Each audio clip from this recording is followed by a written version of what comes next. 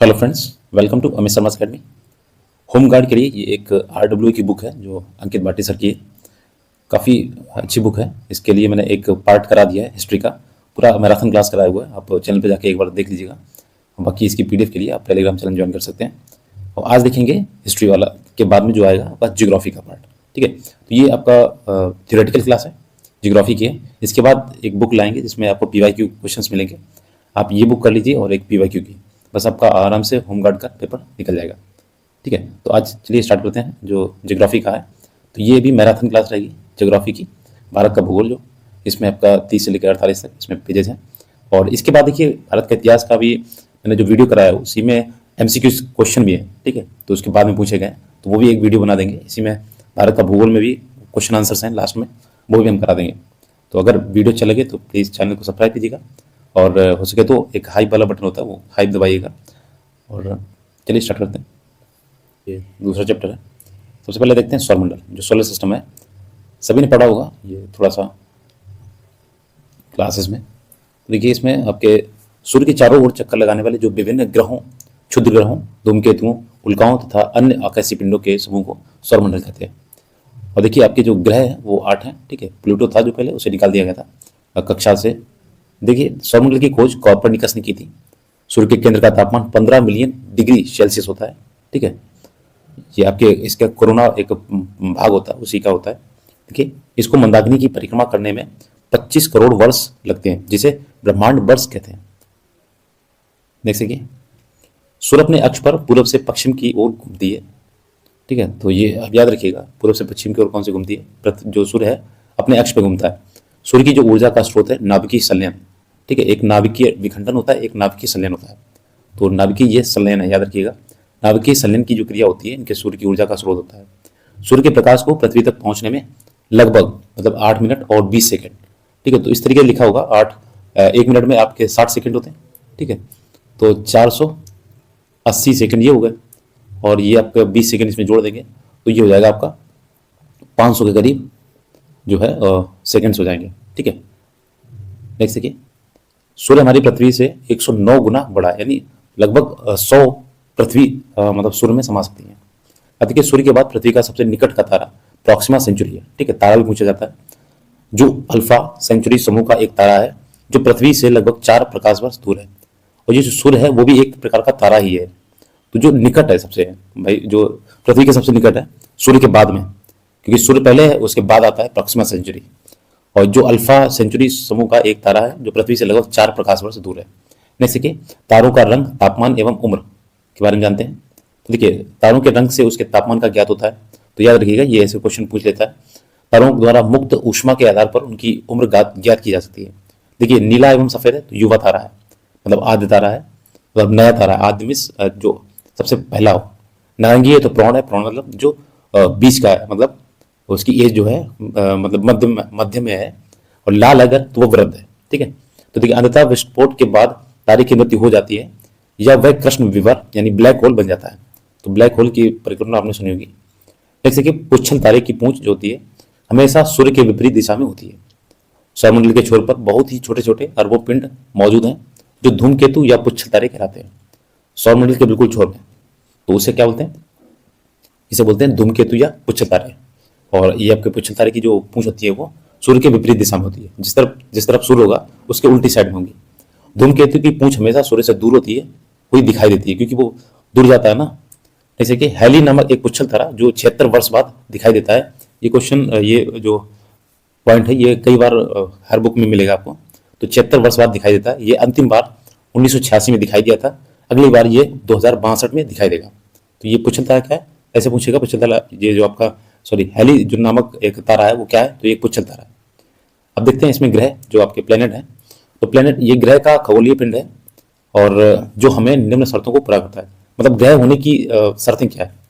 जो सूर्य के चारों ओर परिक्रमा कर सकता है। ठीक है, जिसमें पर्याप्त गुरुत्वाकर्षण बल हो जिससे वह गोल स्वरूप ग्रहण कर सके। ये दो इसकी परिभाषाएं हैं। अब देखिए ग्रहों को 2 भागों में विभाजित किया गया है, एक पार्थिव या आंतरिक ग्रह। ठीक है, तो ये बुध, शुक्र, पृथ्वी और मंगल 8 है। तो 4 इधर कर दिए, 4 उधर कर दिए। बीच में मंगल और बृहस्पति के बीच में एक पट्टिका होती है। ठीक है, इस तरीके से ये जैसे आपके 4 हो गए। और फिर यहाँ पे छोटी छोटी पट्टिका टाइप की होती है। फिर यहाँ पे आ गया बृहस्पति, शनि, अरुण, वरुण, इस तरीके से। ठीक है, तो 4 हो गए ये, बुध, शुक्र, पृथ्वी, मंगल हो गया। फिर मंगल के बाद आता है बृहस्पति, शनि, अरुण, वरुण। तो ये मंगल और बृहस्पति के बीच में एक पट्टी जैसी संरचना होती है। बहुत सारे इसमें जो गुरुत्वाकर्षण के कारण घूमते रहते हैं, तो इस तरीके से। तो ये जो 4 होते हैं लास्ट के, ये होते हैं बाहरी या जोवियन ग्रह बोलते हैं इसे। ठीक है, दूसरी भाषा में मतलब इंग्लिश में इसे जोवियन ग्रह बोलते हैं या बाहरी ग्रह बोलते हैं। और ये जो आगे के 4 होते हैं इसे बोलते हैं आंतरिक ग्रह यानी पार्थिव ग्रह। तो याद रखिएगा। नेक्स्ट देखिए, इस तरीके से यहाँ पे देखिए बना हुआ है। देखिए इसमें से मंगल, बृहस्पति, जो मंगल, बुध, बृहस्पति, शुक्र तथा शनि को नग्न आंखों से देखा जा सकता है। ठीक है, ये इतने बड़े होते हैं, इन्हें आराम से देख सकते हैं, जो दूरबीन से देखा जाता है। अब देखिए इसमें दिखाया भी गया है मरकरी, वीनस, अर्थ, मार्स, फिर जुपिटर, सैटर्न, यूरेनस, नेपच्यून। ठीक है, ये इस तरीके से उल्का पिंड होते हैं, देख लीजिए इसमें। नेक्स्ट देखिए बुध के बारे में देखते हैं। सबसे पहला जो ग्रह है, सबसे क्रम में सबसे छोटा। देखिए यह सूर्य के सबसे नजदीक स्थित सौरमंडल का सबसे छोटा ग्रह। इसका सबसे विशिष्ट गुण है चुंबकीय क्षेत्र का होना। ठीक है, मैग्नेटिक इसमें फील्ड होता है। यह सूर्य की परिक्रमा सबसे कम समय यानी 88 दिन में पूरा करता है। अब पृथ्वी के बारे में पूछा जाए तो वो कितने दिन में करती है, तो पूरा 1 साल लगती है, यानी 300 कितना होता है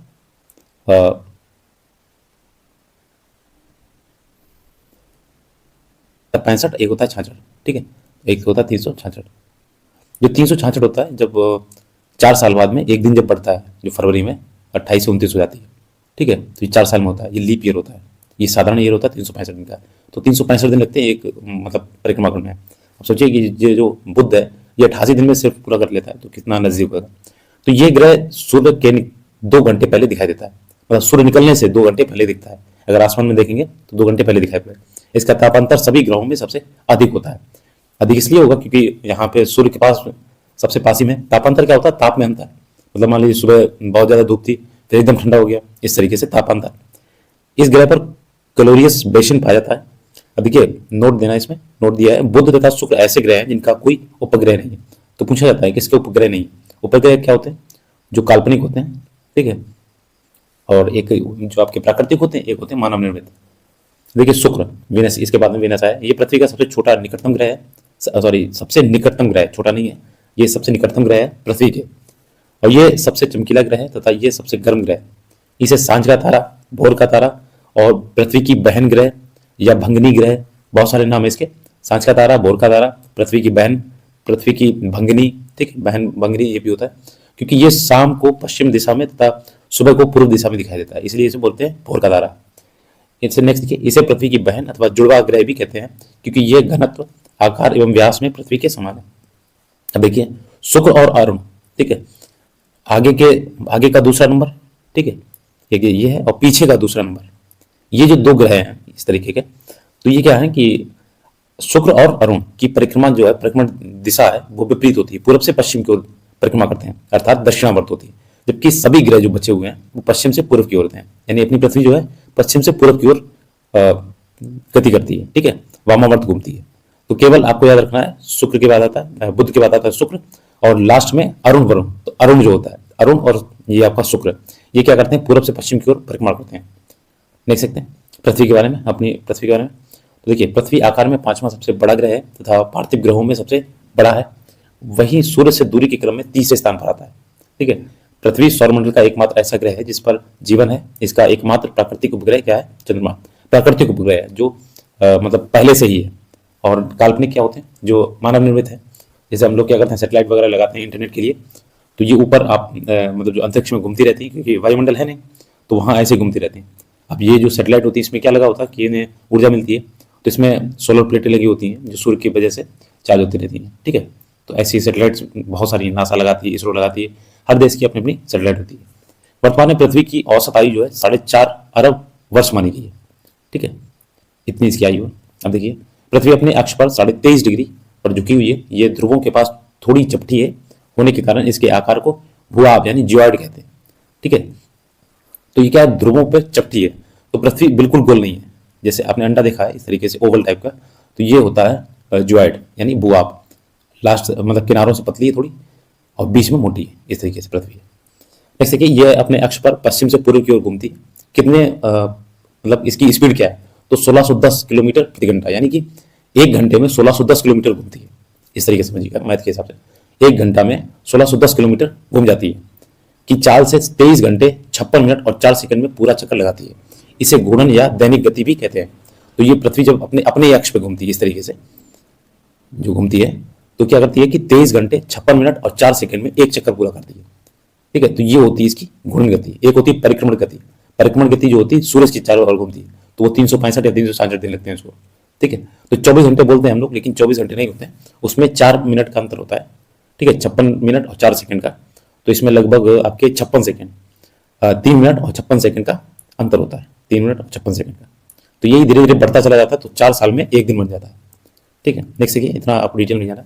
सूर्य के चारों ओर एक परिक्रमण जो होता है 365 दिन 5 घंटे 48 मिनट एवं 46 सेकेंड अर्थात लगभग 1 वर्ष का होता है। अब यही जो 5 घंटे 48 मिनट होते हैं, इसे आप 4 बार जोड़ेंगे, 4 साल में, 1 साल में इतना बढ़ता है, तो यही मिलके क्या बनता है 24 घंटे बन जाते हैं। मान लीजिए ये 5 है और इसमें 4 का गुणा करेंगे, 5 जो के 20। ठीक है, और ये 48 मिनट इसे भी जोड़ेंगे तो 4 घंटे और निकल आएंगे, इस तरीके से 24 हो जाएंगे। अब देखिए, पृथ्वी को सूर्य का एक चक्कर लगाने में लगे समय को सौर वर्ष कहते हैं। ठीक है, एक चक्कर लगाई जाए पृथ्वी। वार्षिक गति के कारण ही पृथ्वी पर ऋतु परिवर्तन होता है तथा दिन रात का छोटा बड़ा होना यही कारण है। जैसे कि जल की उपस्थिति के कारण इसे नीला ग्रह कहते हैं। ठीक है, अगला देखिए, अगला ग्रह है चंद्रमा, जो अपना उपग्रह है। तो देखिए, चंद्रमा को जीवाश्म ग्रह भी कहते हैं। पृथ्वी से चंद्रमा के लगभग 59% भाग को देखा जा सकता है। ये क्वेश्चन आता है कि हम पृथ्वी से अगर जैसे देखें तो कितना भाग दिखता है, मतलब 100% में लगभग 59%। चंद्र प्रकाश पृथ्वी तक पहुंचने में लगभग, मतलब चंद्रमा का जो प्रकाश है लगभग कितना लगता है, 1.3 सेकंड का समय लगता है। 1 मिनट 3 सेकंड का। ठीक है, यहाँ पे 1.3 लिखा हुआ है, 1 मिनट 3 सेकंड का, यानी कि 60 और 3 ये हो जाएगा 63 सेकंड। अब देखिए, चंद्रमा पर वायुमंडल नहीं है।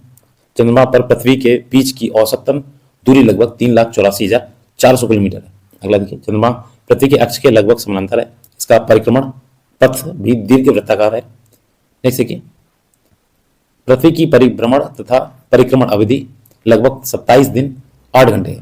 ठीक है, जो पृथ्वी जो चंद्रमा है वो क्या है, अपनी जगह पे भी तो 27 दिन 8 घंटे घूमता है, और जो सूरज है उसके आसपास भी इसी टाइम पे घूमता है। तो इसी वजह से क्या है कि चंद्रमा का हमें एक ही भाग दिखता है हमेशा। चंद्रमा का गुरुत्वीय क्षेत्र पृथ्वी के गुरुत्वीय क्षेत्र का 1/6 भाग है। मान लीजिए कोई व्यक्ति 60 किलो का है, ठीक है, चंद्रमा पे जाएगा तो इसका 6ठा भाग हो जाएगा, यानी कि वो 10 किलो का रह जाएगा सिर्फ। नहीं, ये आपके अंतरिक्ष का है। ठीक है, 1/6 भाग जो ये गुरुत्वीय क्षेत्र का है। देख देखिए, मंगल का ये आकार की दृष्टि से 7वां बड़ा तथा सूर्य से दूरी के क्रम में चौथा ग्रह है। इसे सूर्य की परिक्रमा करने में लगभग 687 दिन लगते हैं। लगभग मतलब दुगना टाइम लगता है अपने पृथ्वी से। इसे लाल ग्रह कहा जाता है। इसका रंग लाल आयरन ऑक्साइड के कारण होता है। तो पूछा जाएगा क्वेश्चन कि मंगल ग्रह का लाल रंग किस वजह से, तो आयरन ऑक्साइड के कारण है, अधिकता के कारण इसे दिखाई देता है। फोबोस तथा डीमोस ये मंगल के 2 उपग्रह हैं तथा डीमोस सौर मंडल का सबसे छोटा उपग्रह है। तो पूछा जाएगा कि प्राकृतिक जो ग्रह है फोबोस और डीमोस हैं, इसी के हैं। अगला देखिए, बृहस्पति, इसे जुपिटर बोलते हैं। ये सौरमंडल का सबसे भारी और सबसे बड़ा ग्रह है। यह लगभग 12 वर्षों में सूर्य की परिक्रमा पूर्ण करता है, इसलिए पृथ्वी के 12 वर्ष बृहस्पति की 1 वर्ष के बराबर होता है। यानी 1 वर्ष में 365 दिन, और ऐसे 12 वर्ष लगेंगे, 12 साल में ये एक बार परिक्रमा करता है, क्योंकि दूर है। ये अपने अक्ष पर लगभग 9 घंटे 56 मिनट में एक चक्कर पूरा कर लेता है। यानी उसका जो दिन होता है, एक दिन, वो 9 घंटे का होता है, लगभग 9 घंटे 56 मिनट, यानी लगभग 10 घंटे का। यह दूसरा सर्वाधिक उपग्रहों वाला ग्रह है। इसके कुल उपग्रहों की संख्या 95 है। और देखना, ये दूसरा है सबसे, और पहला कौन है, वो शनि है। सबसे पहले यही था बृहस्पति, फिर बाद में शनि के और उपग्रह ढूंढे गए तो वो पहले नंबर पहुंच गए। देखिए, बृहस्पति का उपग्रह गैनीमेड सौरमंडल का सबसे बड़ा उपग्रह है। इसका रंग पीला है।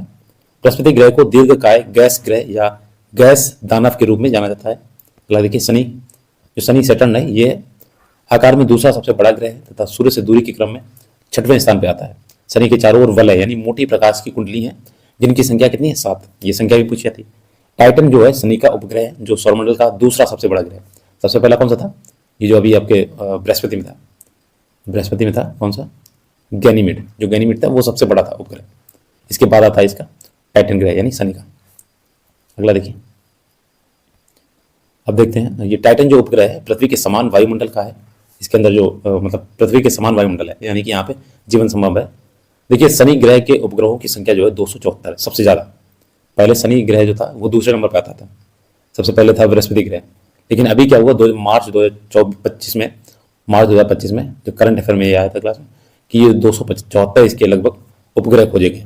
ये अंतिम ग्रह है जिसे नग्न आंखों से देखा जा सकता है। अच्छा, उपग्रह क्या होते हैं? जो मतलब ग्रह की कक्षा में चक्कर लगाते हैं। तो शनि के ग्रह आसपास कितने हैं? 274 उपग्रह हैं, वो इसके चक्कर लगाते हैं जैसे चंद्रमा लगाता है अपनी पृथ्वी, इसलिए क्या है? उपग्रह। अब देखते हैं अरुण, इसे यूरेनस बोलते हैं। ये आकार में तीसरा सबसे बड़ा ग्रह है तथा सूर्य से दूरी के क्रम में 7वां स्थान, मतलब तीसरा सबसे बड़ा ग्रह है। ठीक है, सबसे बड़ा कौन सा था? ये आपका बृहस्पति था, फिर शनि था, फिर अरुण है, फिर वरुण है। अब देखिए ये अपने कक्ष पर पूर्व से पश्चिम की ओर घूमता है। मैंने बताया था जो शुक्र है और अरुण है ये उल्टे घूमते हैं, पूर्व से पश्चिम की ओर, और बाकी सब कैसे घूमते हैं? पश्चिम से पूर्व की ओर। अब पश्चिम पूर्व क्या होता है? देखिए जैसे अपनी पृथ्वी है, ठीक है, यहाँ पे पूर्व है और यहाँ पे पश्चिम है। ठीक है, तो ये पृथ्वी ऐसे घूमेगी, ऐसे ऐसे गोल गोल, इस तरीके से, ऐसे ऐसे, इस तरीके से घूमेगी ऐसे। ठीक है, और ये क्या है? ये उल्टा घूमेगा, इस तरह घूमेगा, इस तरीके से। तो याद रखिएगा, अक्षीय झुकाव अधिक होने के कारण इसे लेटा हुआ ग्रह कहते हैं। तो पूछा जाता है कि लेटा हुआ ग्रह किसे कहते हैं? तो अरुण को कहते हैं। इसे सूर्य की परिक्रमा करने में 84 वर्ष लगते हैं, मतलब 84 साल लगते हैं। अरुण के कुल 28 उपग्रह हैं। मीथेन गैस की अधिकता के कारण ये नीले एवं हरे रंग का दिखाई देता है। ठीक है, नेक्स्ट देखिए वरुण ग्रह, जो इसे नेपच्यून बोलते हैं। वरुण ग्रह आकार में चौथा तथा सूर्य से दूरी के क्रम में 8वां स्थान पर है, सबसे लास्ट में है ये। इस ग्रह के चारों ओर मीथेन गैस के बादल छाए हुए हैं। इसे सूर्य की परिक्रमा करने में लगभग 165 वर्ष लगते हैं, सबसे लास्ट में, इसलिए इसे घूमने में बहुत टाइम लगता है। ये हरे नीले रंग का प्रतीत होता है तथा सर्वाधिक ठंडा ग्रह है। इसके 16 उपग्रह हैं। अब देखिए वरुण ग्रह सौरमंडल का सबसे तेज हवा चलने वाला ग्रह है। अब अगला देखिए पृथ्वी की गतियां, इस तरीके से देखिए पृथ्वी इस तरीके से 23.5 डिग्री अंश पे झुकी हुई है। देखिए 23.5 डिग्री का ये झुकाव है। नहीं तो ऐसी सीधी होनी चाहिए थी पृथ्वी, मतलब यहाँ पे सीधा होना चाहिए था, लेकिन थोड़ा सा इस तरीके से झुकी हुई है। ठीक है, यहाँ से देखेंगे मेन मतलब यहाँ पे होता है पोल। ठीक है, तो यहाँ पे इतना झुका हुआ 23.5 डिग्री का। ठीक है, अगर अक्ष से देखेंगे इसके अक्ष से तो 66.5 डिग्री झुका हुआ है इसके अक्ष से। अब देखिए ये है उत्तरी ध्रुव, ये है दक्षिणी ध्रुव। ठीक है, पृथ्वी का कक्षीय समतल है, सबसे ऊपर होती है 23.5 डिग्री पे कौन सी? कर्क रेखा। और 23.5 डिग्री नीचे वाली जो साउथ में है, ये इसे बोलते हैं नॉर्थ में, और इसे बोलते हैं साउथ में, इसे बोलते हैं मकर रेखा। और 0 डिग्री होती है विषुवत रेखा। तो आगे अभी बताएंगे इसके। देखिए पृथ्वी की 2 गतियां होती हैं। ठीक है, मैंने बताया था, एक होती दैनिक गति, एक होती वार्षिक गति। दैनिक गति मतलब घूर्णन। तो अपनी पृथ्वी जो है, पृथ्वी सदैव अपने अक्ष पर पश्चिम से पूर्व की ओर घूमती है, जिसे पृथ्वी का घूर्णन कहते हैं। इसके कारण दिन व रात होते हैं, 24 घंटे होता है। ठीक है, इसे दैनिक गति कहते हैं। अब देखिए दूसरा क्या? परिक्रमण यानी वार्षिक गति। पृथ्वी सूर्य के चारों ओर एक दीर्घ वृत्ताकार कक्षा में या मार्ग पर परिक्रमा करती है, और जिसे परिक्रमण या वार्षिक गति कहते हैं। पृथ्वी को सूर्य की परिक्रमा करने में लगभग 365 दिन 6 घंटे लगते हैं। पृथ्वी की इस गति के कारण ऋतुएं बदलती हैं, मतलब जो मौसम होते हैं इसी की वजह से बदलते हैं। और अपने अगर अक्ष पर घूमेगी तो क्या होगा? दिन बदलेगा। ठीक है, 24 घंटे का दिन होगा। और साल में जब बदलाव होता है तो क्या होता है? ऋतुएं बदलती हैं, यानी मौसम बदलता है, 4 मौसम है। अब देखिए उपसौर क्या होता है? पेरीहेलियन, जब पृथ्वी सूर्य के सबसे पास होती है, यानी पृथ्वी और सूर्य जब से पास में आ जाएगा तो उसे बोलते हैं उपसौर। ठीक, आप कैसे भी ट्रिक से याद कीजिए, लेकिन ये पूछा जाता है। तो ये कब होता है? तो 3 जनवरी को होता है। 3 जनवरी को उपसौर में क्या होता है? सूर्य और पृथ्वी सबसे पास में आता है। अब ऐसे ट्रिक से याद करिए, जनवरी सबसे पहला महीना तो सबसे पास में है, तो उपसौर होगा। अपसौर क्या है? जब पृथ्वी और सूर्य से अधिकतम दूरी पर होती है, जब पृथ्वी सूर्य से दूर चली जाती है, तो ये कौन सी स्थिति होती है? तब जब 4 जुलाई होती है। तो 4 जुलाई जो है वो दूर आती है, मतलब जनवरी के बाद में आती है, 7वां महीना है। तो ये क्या है? अपसौर होता है, दूर होगा अपसौर, और पास में तो उपसौर। उपसौर छोटा है, अपसौर बड़ा है, इस तरीके से। अब देखिए मौसम, ये परिवर्तन वगैरह, तो ये बहुत याद रखिएगा। देखिए 21 मार्च को विषुव होता है, 23 सितंबर को ये विषुव है, 21 जून को संक्रांति होती है, और 22 दिसंबर को संक्रांति होती है। अब देखिए इसमें यहाँ पे सूर्य के चारों ओर जो पृथ्वी कक्षाएं हैं इस तरीके से घूमती हैं। यहाँ पे क्या हो गया आपका? देखिए ये पतझड़ हो गई। ठीक है, यहाँ पे गर्मी हो गई, यहाँ पे दक्षिणी ग्रीष्म हो गया, यहाँ पे पतझड़ हो गया, ये शरद हो गया, मतलब शीत ऋतु होगी, यहाँ पे शीत ऋतु हो गई। ठीक है, तो आगे पढ़ेंगे एक तरफ से, तब समझ में आएगा इसको। देखिए अक्षांश रेखाएं क्या होती है? अक्षांश जो होती है विषुवत वृत्त के उत्तर तथा दक्षिण में भूमध्य रेखा के समानांतर काल्पनिक रेखाओं को अक्षांश रेखा कहते हैं। देखिए जैसे ये पृथ्वी, ठीक है, तो इस तरीके से ऐसे ये मतलब आपका होता है भूमध्य रेखा। ठीक है, भूमध्य रेखा पर इस तरीके से घूमती है, ऐसे ऐसे काल्पनिक रेखाएं ये। ठीक है, इनका कोई वो नहीं है, हम लोगों ने कल्पना कल्पना करके बनाया है, ठीक है, इस तरीके से। तो क्या बोला गया, विश्ववत के उत्तर एवं दक्षिण में भूमध्य रेखा के समानांतर स्थित काल्पनिक रेखा है। तो भूमध्य रेखा के समानांतर मतलब समानांतर जिस तरीके से ये बना हुआ उसी तरीके से, तो ये होती है क्या, अक्षांश रेखा। भूमध्य रेखा से उत्तर में स्थित अक्षांश रेखाओं को उत्तरी अक्षांश, मतलब यहां से लेके यहां तक को क्या बोलते हैं, उत्तरी अक्षांश, ठीक है। इसके नीचे क्या बोलते हैं, दक्षिणी अक्षांश। उत्तर दक्षिण तो पता ही होगा, नॉर्थ ये साउथ, ठीक है। और देखिए नीचे वाली को क्या बोलते हैं, दक्षिण में स्थित अक्षांश रेखाओं को दक्षिणी अक्षांश कहते हैं। अब देखो नोट समझ लो यहाँ पे, भूमध्य रेखा 0 डिग्री की अक्षांश रेखा होगी, जो ये बोलते हैं भूमध्य रेखा, इसका दूसरा नाम क्या है, 0 डिग्री अक्षांश रेखा। अतः इस पर स्थित सभी स्थानों का अक्षांश जो होगा 0 डिग्री होगा। मतलब यहाँ पे अपना भारत देखो, यहाँ पे इस तरीके से, ठीक है। हमारी जो भारत है वो कर्क रेखा से नहीं गुजरता है, भूमध्य रेखा से नहीं गुजरता, नीचे होती है मकर रेखा। तो मकर रेखा भी नहीं आती है, भूमध्य रेखा भी नहीं आती, केवल कौन सी आती, कर्क रेखा से गुजरता है भारत। अब तीनों ही रेखाएं किस महाद्वीप से गुजरती हैं, तो अफ्रीका महाद्वीप पर ऐसे फैला हुआ, तो उसमें तीनों रेखाएं जाती हैं, ठीक। अब देखिए कर्क रेखा और मकर रेखा। देखिए भूमध्य रेखा के उत्तर में 23.5 डिग्री अक्षांश को कर्क रेखा कहते हैं। मकर रेखा क्या है, भूमध्य रेखा के दक्षिण में 23.5 डिग्री अक्षांश को मकर रेखा कहते हैं। तो जिस तरीके से मैं बताया था, ये है भूमध्य रेखा 0 डिग्री, यहाँ पे है कर्क रेखा, ये है मकर रेखा। तो ये 23.5 डिग्री, ठीक है, ये साउथ बोलते हैं यानी दक्षिण में, और ये होती 23.5 डिग्री, इसे बोलते हैं नॉर्थ यानी उत्तर में। देखो उत्तर में 23.5 डिग्री अक्षांश को, ये होगी कर्क रेखा, ठीक, ये वाली कर्क रेखा है। और नीचे वाली भूमध्य रेखा के दक्षिण में, भूमध्य रेखा के नीचे यहाँ पे साउथ है, ये नॉर्थ है, ठीक है, इसे बोलते हैं मकर रेखा, ठीक है, इसमें साउथ लिखा हुआ। और देशांतर क्या होती है, उत्तरी ध्रुव को, ये होता है उत्तरी ध्रुव ऊपर वाला, और नीचे दक्षिणी ध्रुव को, इसको मिलाने वाली, ऐसे मिलाया फिर इस तरीके से बनी, इस तरीके से बनी, इस तरीके से बनी, गोल गोल बनती है इस तरीके से। तो ये लंबी लंबी जो खींची जाती है इसे बोलते हैं देशांतर रेखा। तो ये काल्पनिक रेखाएं हैं, इनको देशांतर रेखाएं कहते हैं। ये समानांतर नहीं होती, ये देखिए इनके बीच की दूरी कहीं कहीं ज़्यादा है, तो ये जब भूमध्य रेखा पे आएंगी तो ज़्यादा दूरी होगी, और पोल पे जाएंगी यानी ध्रुव पे जाएंगी तो पास पास हो जाएंगी। इन रेखाओं की लंबाई बराबर होती है, ठीक है, लंबाई बराबर होती है सबकी। अगला देखो, इंग्लैंड के ग्रीनविच स्थान से गुजरने वाली देशांतर रेखा को प्रधान मध्याह्न रेखा माना गया है तथा इसके देशांतर का मान 0 डिग्री। तो देखो जैसे इसमें अक्षांश में एक होता है 0 डिग्री वाला अक्षांश, यहाँ भूमध्य रेखा, ये अक्षांश ऐसे बनती है।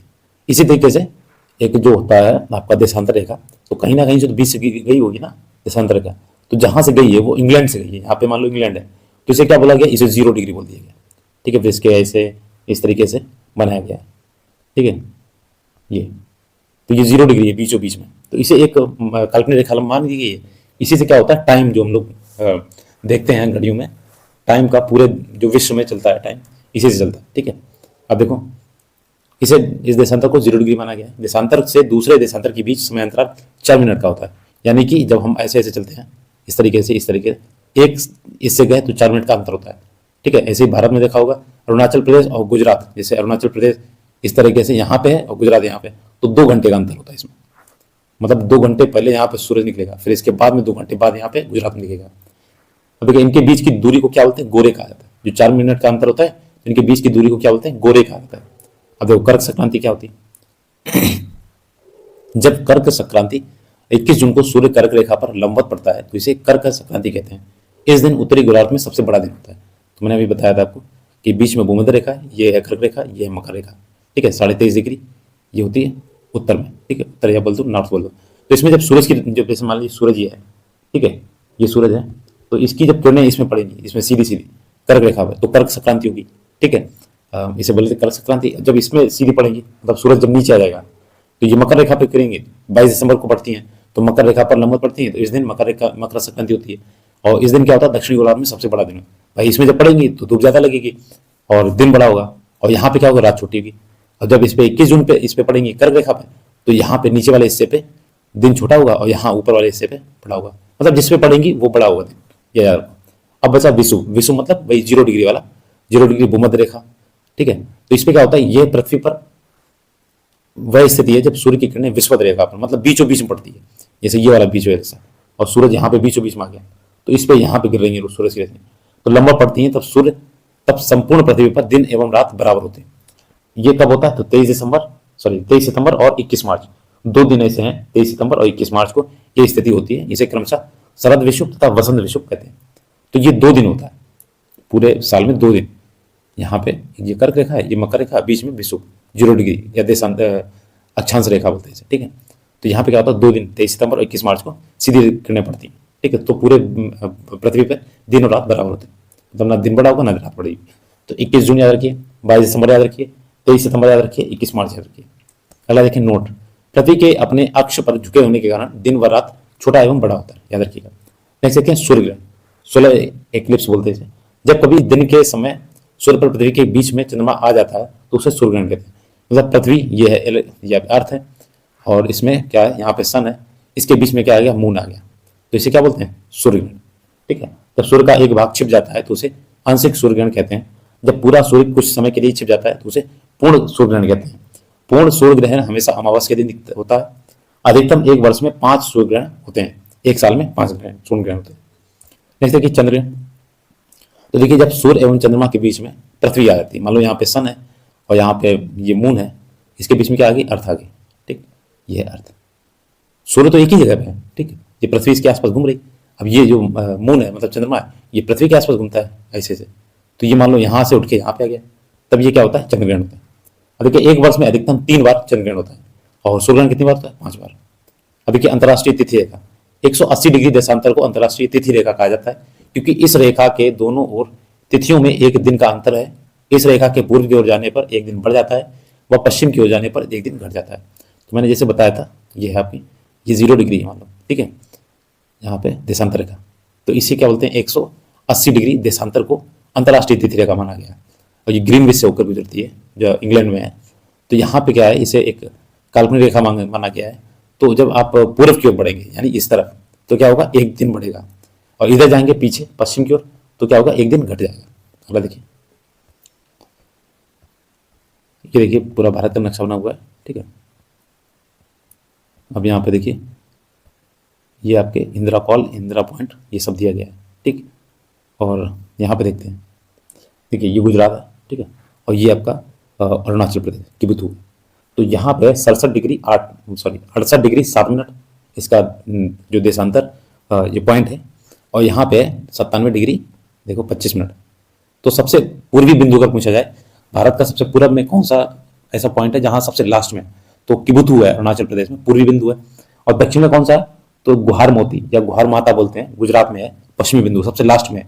किस पॉइंट पे, 68 डिग्री 7 मिनट पे। पूरब में कहाँ पे, तो 97 डिग्री 25 मिनट, ठीक। अब ऐसे ही ऊपर आओ, ये देखो दक्षिण जो उत्तर में है, यानी इसे बोलते हैं इंदिरा कॉल, ये लद्दाख में है, उत्तरी बिंदु, सबसे उत्तरी बिंदु, तो 37 डिग्री 6 मिनट। इसी के बगल में देखो, यहाँ पे अफगानिस्तान की सीमा लगती है 106 किलोमीटर भारत से लगती है। ये पाकिस्तान की सीमा लगती है कहाँ से, तो यहाँ से लेके ऐसे ऐसे घूमता हुआ जाता है, तो ये पाकिस्तान 3323 किलोमीटर पाकिस्तान की सीमा लगती है। इधर चीन की सीमा लगती है, देखो थोड़ी बहुत चीन की यहाँ लगेगी। ये तो नेपाल है, इससे मतलब ये अलग से लगता है, ये 1751 किलोमीटर ये नेपाल से लगती है, यहाँ से लेके यहाँ तक, ठीक है। चीन की यहाँ से लगेगी ऊपर से लेके नीचे तक, फिर यहाँ पे भी लगेगी। और ये भूटान बना हुआ है यहाँ पे बीचों बीच, तो 699 किलोमीटर भूटान की दिखती है सीमा। अब ये देखो, ये म्यांमार है, तो म्यांमार की सीमा कितनी लगती है, 1643 किलोमीटर। और ये यहाँ पे बांग्लादेश है, बांग्लादेश कितनी लगती है, 4096.7 किलोमीटर। तो सबसे बड़ी सीमा किसकी है, तो बांग्लादेश की है। अच्छा नेक्स्ट देखते हैं, इसी में देखिए, ये पूरब से पश्चिम की ओर विस्तार, मतलब पूरब से पश्चिम के बीच की दूरी कितनी है, तो 2933 किलोमीटर। ऐसे उत्तर से लेकर दक्षिण के बीच की दूरी पूछी जाएगी, तो ये बताना पड़ेगा आपको 3214 किलोमीटर ऊपर से लेकर नीचे तक। ये देखो कर्क रेखा है, तो 23.5 डिग्री है यहाँ से अंदर, तो पूछा जाए कर्क रेखा जो 23.5 डिग्री है, ये किन किन राज्यों से गुजरती है, तो यहाँ पे गुजरात हो गया, मध्य प्रदेश, ऐसे एक ट्रिक बता देंगे, उसमें आप याद कर सकते हैं। इधर साइड में क्या है, दादर नगर हवेली एवं दमन दीव।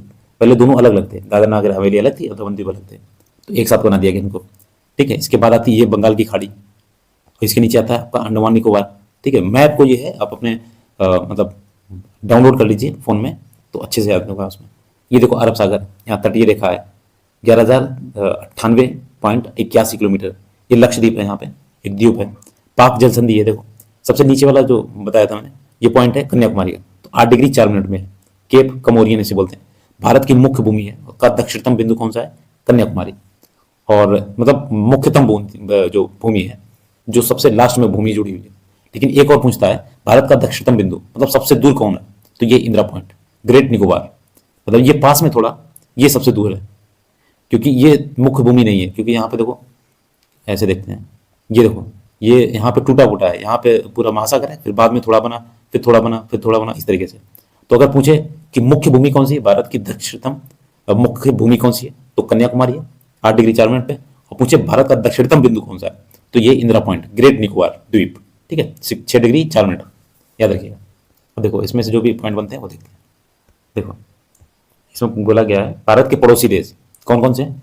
चीन है, पाकिस्तान है, अफगानिस्तान, भूटान, म्यांमार, नेपाल, बांग्लादेश। अब क्या पूछता है, चीन से लगे हुए जो भी अपने भारत के राज्य हैं वो कितने हैं? तो देखो आपके सबसे ज्यादा इसमें कौन है, देखो चीन, चीन में लगे हैं 5 राज्य। लद्दाख सबसे ऊपर, लद्दाख, फिर हिमाचल प्रदेश, और फिर उत्तराखंड, फिर क्या है, फिर बीच में आ जाता है नेपाल, उसको छोड़ दो, फिर इधर आएगा सिक्किम, फिर अरुणाचल प्रदेश, ठीक है, सबसे लास्ट में। इस तरीके से भारत का नक्शा है, इस तरीके से यहाँ पे बनेगा नहीं सही से, ठीक है, इसी तरीके। तो यहाँ पे आपका आ गया लद्दाख, हिमाचल प्रदेश, उत्तराखंड, फिर यहाँ पे नेपाल आ जाता है, और फिर आपका आएगा यहाँ पे सिक्किम छोटा सा, यहाँ पे भूटान है बीच में, और यहाँ पे अरुणाचल प्रदेश, ये वाला हिस्सा अरुणाचल प्रदेश का, ठीक है। हम थोड़ा सा मैप नहीं छाना। तो देखो पाकिस्तान, पाकिस्तान से कौन कौन लगे हैं, तो ये भी 5 ही राज्य लगे हुए, इसमें भी 5 है, इसमें भी 5 है, याद रखिएगा, पूछा जाता है, गिनती पूछेगा, ऐसे ही नाम नहीं देगा तब भी पूछ लेगा।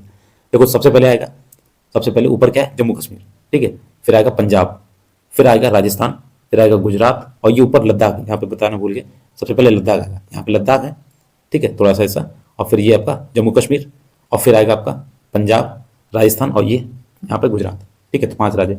अफगानिस्तान के साथ कौन लगता है, तो अफगानिस्तान देखो यहाँ पे ऐसे ऐसे बना हुआ है, तो केवल लद्दाख का बॉर्डर शेयर होता है छोटा सा, ठीक है, 106 किलोमीटर है। अब देखो फिर आता है भूटान, तो भूटान से कितने लगे हैं, देखो सिक्किम, असम, पश्चिम बंगाल, अरुणाचल प्रदेश, 4 राज्य लगे, ठीक है। नेक्स्ट है म्यांमार, म्यांमार से कितने लगे हैं, अरुणाचल प्रदेश, नागालैंड, मिजोरम और मणिपुर, ठीक है, ये भी आपके कितने हैं, 2 और 2 4, ठीक।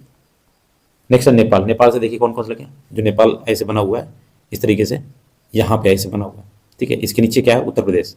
तो देखो नेपाल से लगा उत्तर प्रदेश, बिहार, पश्चिम बंगाल, सिक्किम और उत्तराखंड, तो कितने लगे हुए हैं, 5 राज्य, ठीक है।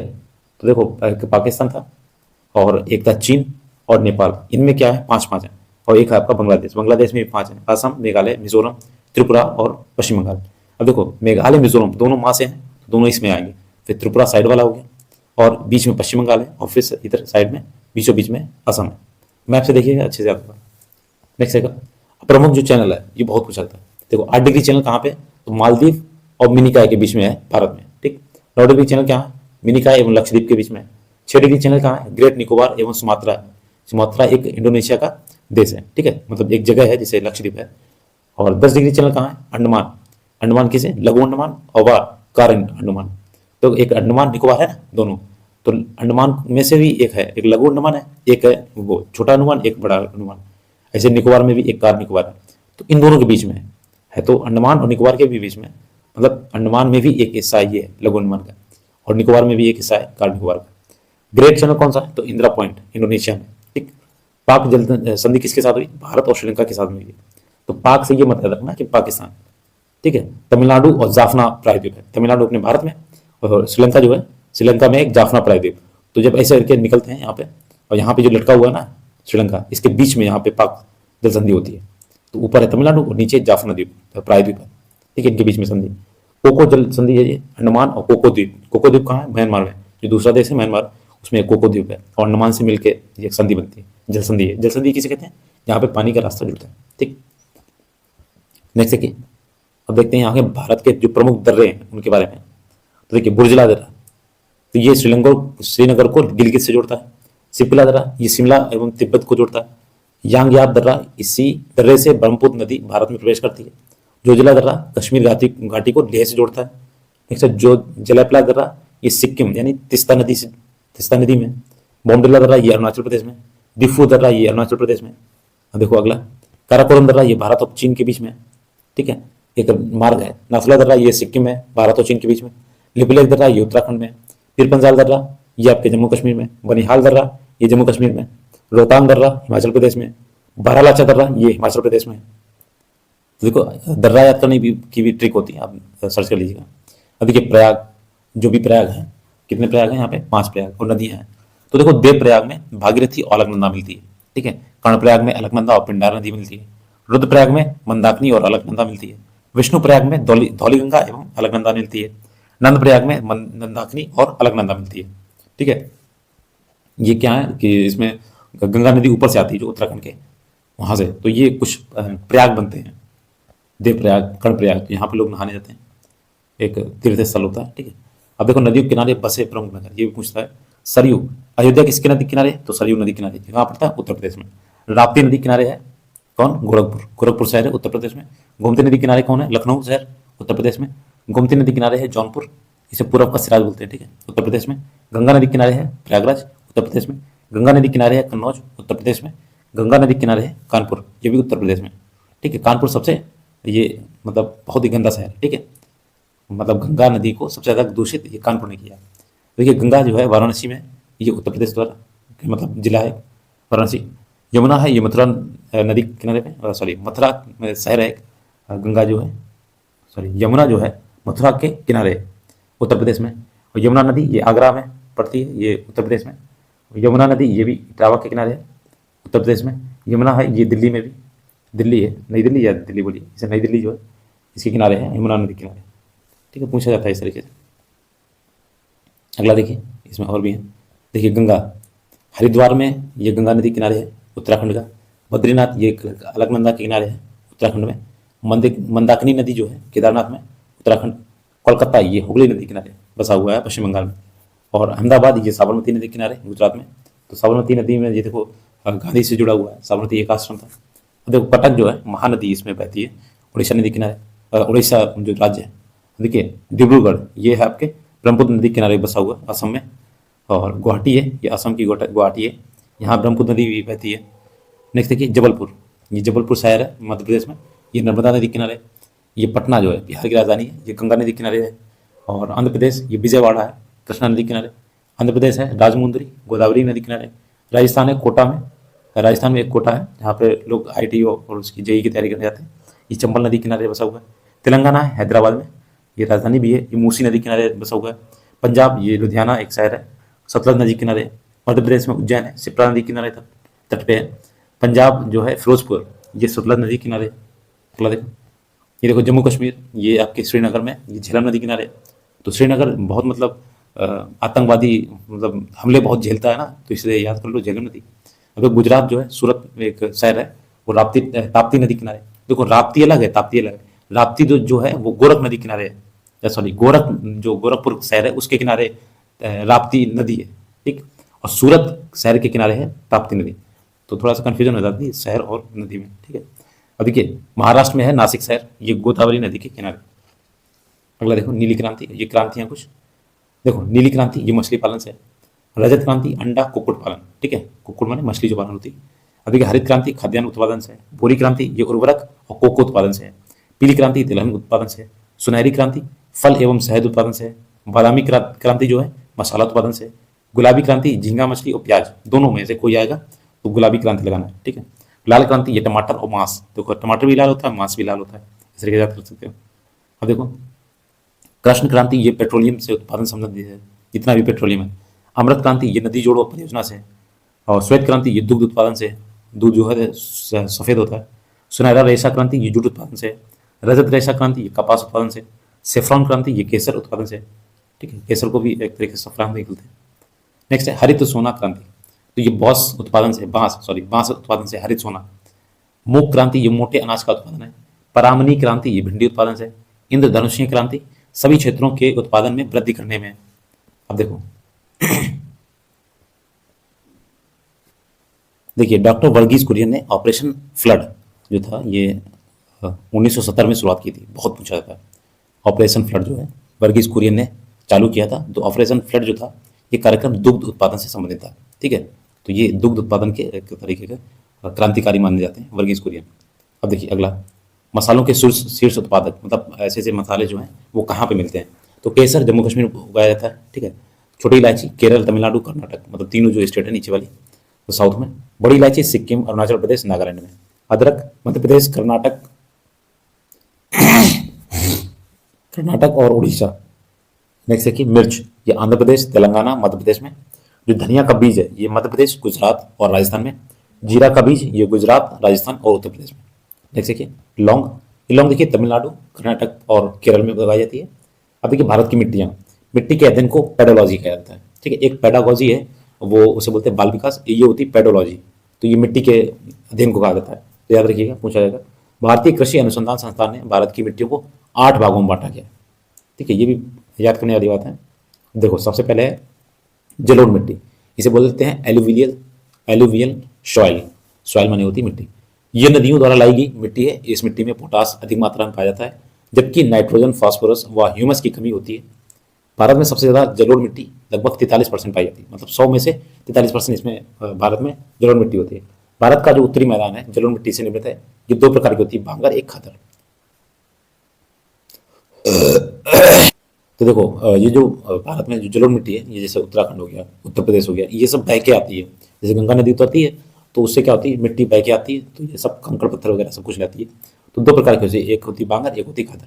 बांगर माने होती है पुरानी मिट्टी वाली, पुरानी नदी, जो पुरानी मिट्टी होती है। एक खादर नई वाली होती है। ठीक है, याद रखिएगा।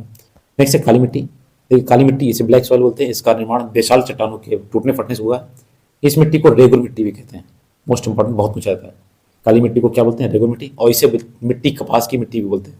कपास की खेती की जाती है, तो इस मिट्टी में आयरन, चूना, मैग्नीशियम पाया जाता है। ये मिट्टी भारत में सबसे ज़्यादा महाराष्ट्र, गुजरात, छत्तीसगढ़, मध्य प्रदेश, उड़ीसा में पाई जाती है। तो पूछा जाता है कपास की मिट्टी किसे कहते हैं, तो काली मिट्टी। काली मिट्टी को और किस नाम से जानते हैं, रेगुर मिट्टी से। ठीक, ऐसे क्वेश्चन बनते हैं। देखिए, लाल मिट्टी और पीली मिट्टी किसे बोलते हैं, तो इस मिट्टी में सिलिका तथा आयरन पाया जाता है। आयरन मतलब लोहा, तो इसलिए क्या होती है, लाल होती है। लाल मिट्टी का लाल रंग लौह ऑक्साइड के कारण होता है। लाल मिट्टी में चूना मिलाकर इसे उपजाऊ बनाया जाता है। इस मिट्टी की उपज क्षमता कम होती है, मतलब इसमें ज़्यादा कुछ फसलें नहीं होती हैं। अभी की लेटराइट मिट्टी, तो ये लेटराइट सॉइल बोलते हैं। इस मिट्टी में आयरन और सिलिका पाई जाती है। ये मिट्टी चाय, इलायची की खेती के लिए सर्वाधिक उपयुक्त है। अगला देखिए, पर्वतीय मिट्टी, तो इससे वनीय मृदा भी कहते हैं। तो देखो, वनीय मृदा है, तो इसमें ये मिट्टी हिमालय की घाटियों की ढलानों पर 2700 से 3000 मीटर की ऊंचाई के भागों में पाई जाती है। इस मिट्टी में जीवाश्म की अधिकता होती है। इस मिट्टी में चाय, कहवा, मसाले एवं फलों की खेती की जाती है। नेक्स्ट देखिए, शुष्क एवं मरुस्थलीय मिट्टी, तो ये मिट्टी का विस्तार शुष्क, अर्धशुष्क क्षेत्रों में अरावली पर्वत, सिंधु घाटी, मध्यवर्ती क्षेत्रों जैसे पश्चिमी राजस्थान हो गया, उत्तरी गुजरात हो गया, दक्षिणी हरियाणा हो गया, पश्चिमी उत्तर प्रदेश में पाई जाती है। इस मिट्टी में मोटे अनाज की खेती होती है। ये मृदा देश की कुल मृदा का लगभग 32% होता है। ठीक है, तो देखो, ये मिट्टी कहाँ पाई जाती है, शुष्क, जो मतलब मरुस्थल टाइप का हो। तो मरुस्थल कहाँ पे, तो जैसे भारत है, देखिए इस तरीके से भारत है, और ये यहाँ पे जाके ये आपका राजस्थान है इस तरीके से, और ये आपका जो जम्मू कश्मीर है। ठीक है, इस तरीके से निकलती है। तो ये देखो, पूरा राजस्थान है, तो इस वाले हिस्से में सब यही पाई जाएगी, शुष्क और मरुस्थलीय मिट्टी।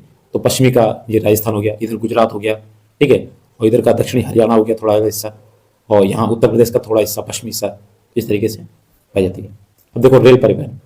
भारतीय रेल एशिया की दूसरी सबसे बड़ी कौन है, दूसरी बड़ी, तब विश्व की चौथी सबसे बड़ी रेलवे सेवा है। मतलब एशिया की, जो एशिया एक महाद्वीप है, तो उसमें तो दूसरी है सबसे बड़ी, और विश्व में, मतलब पूरे विश्व में चौथी सबसे बड़ी रेलवे सेवा है। अमेरिका दुनिया के सबसे बड़े रेलवे नेटवर्क का वाले देशों की सूची में प्रथम स्थान पे है। मतलब जो अमेरिका सबसे पहले उस पर आता है, फिर ऐसे ही 2, 3, 4 के बाद तीसरे के बाद में चौथा आता है भारत का हिस्सा।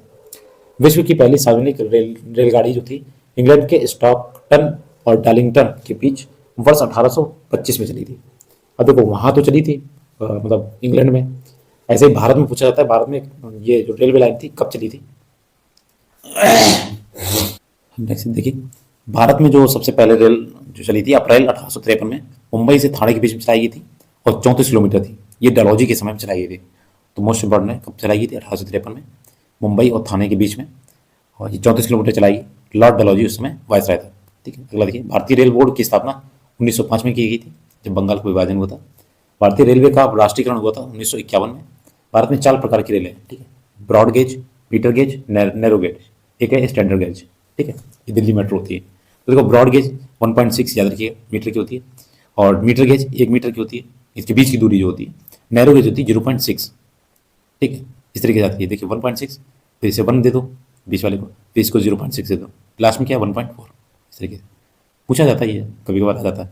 देखो, देश में सबसे लंबी दूरी तय करने वाली रेलगाड़ी विवेक एक्सप्रेस है। ये डिब्रूगढ़ यानी असम से कन्याकुमारी तमिलनाडु के बीच में 4286 किलोमीटर की दूरी तय करती है। अब देखो, खुद से देखो कि ये भारत रहा इस तरीके से, और ये आपका यहाँ पे देखिए, इसे यहाँ पे ये आपका अरुणाचल प्रदेश है, और ऐसे सीधे नीचे जाते हैं इस तरीके से, ये है आपका तमिलनाडु, और यहाँ से चलती है इस तरीके से, पूरा इतना बड़ा एरिया कवर करती है।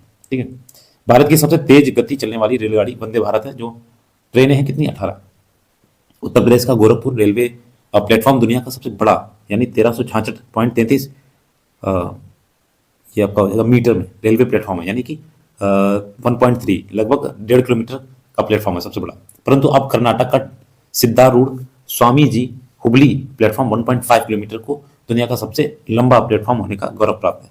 मतलब ये है 1.3 का, पहले ये सबसे पहले यही था गोरखपुर, लेकिन अभी करंट अफेयर में आया था कि ये बदल गया है, कर्नाटक का बन गया है 1.5 किलोमीटर, यानी इनका इसका प्लेटफॉर्म ही 1.5 किलोमीटर का, इतना बड़ा प्लेटफॉर्म है। तो ये समझ लीजिएगा, प्लेटफॉर्म है ये रेलवे का प्लेटफॉर्म, ज़्यादा इतना बड़ा नहीं होता है, लेकिन ये सबसे बड़ा बना हुआ है, दुनिया का सबसे लंबा है।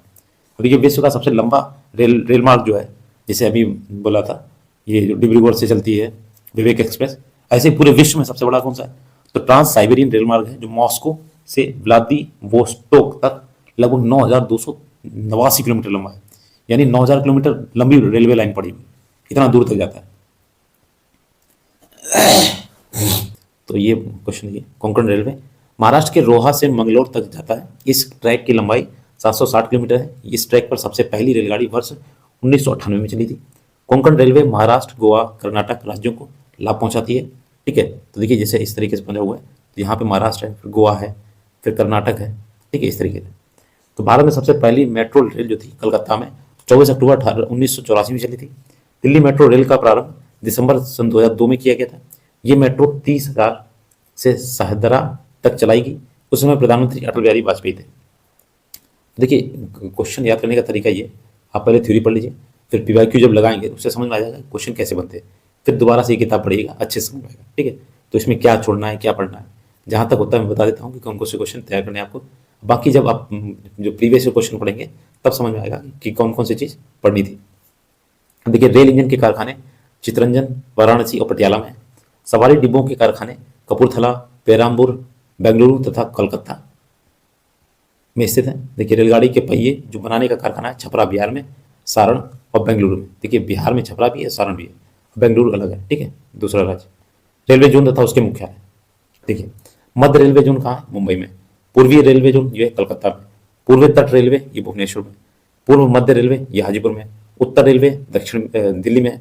उत्तर मध्य रेलवे प्रयागराज में। तो देखिए, जब आप जैसे यूपी में रहते हैं तो वहाँ पे यू ऊ और मा लिख के आया होगा, ट्रेन में देखना कभी भी, उत्तर मध्य रेलवे, तो ये प्रयागराज में है। उत्तर पूर्वी ये पूर्व रेलवे है, ये गोरखपुर में। ठीक है, और उत्तर पूर्व सीमांत रेलवे ये मालीगांव गुवाहाटी में।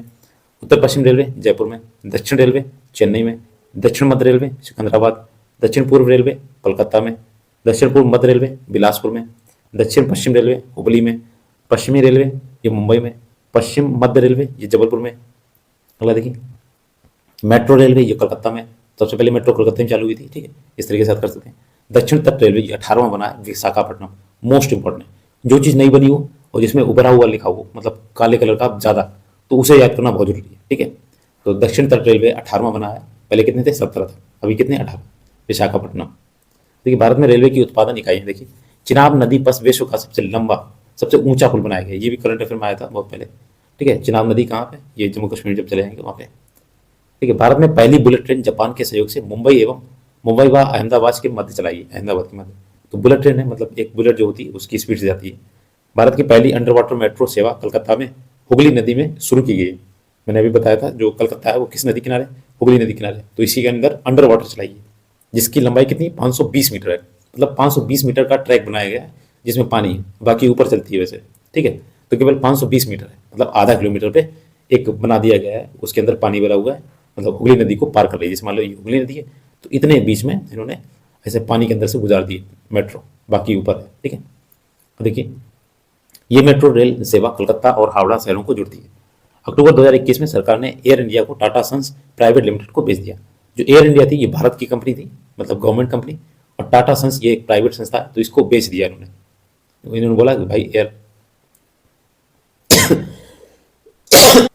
देखिए, एयर इंडिया वालों ने मतलब टाटा सन्स को बेच दिया कि हम नहीं चला पा रहे, आप चलाइए। अब देखिए, वर्तमान में भारत में कुल 34 अंतर्राष्ट्रीय हवाई अड्डे हैं, 10 कस्टम हवाई अड्डा है और 103 घरेलू हवाई अड्डे। घरेलू हवाई अड्डा मतलब से यूपी से आपको बिहार जाना है, यूपी से उत्तराखंड जाना, इतने छोटे छोटे। अंतर्राष्ट्रीय मतलब विदेश में जाना, विदेश से यहाँ पे फ्लाइट आ रही है, अमेरिका से आ रही है, इस तरीके। और 10 कस्टम हवाई अड्डे। देखिए 1 जून 2022 को इंदिरा गांधी अंतर्राष्ट्रीय हवाई अड्डा पूरी तरह से जल विद्युत एवं सौर ऊर्जा से संयोजन से संचालित होने वाला भारत का पहला हवाई अड्डा बन गया।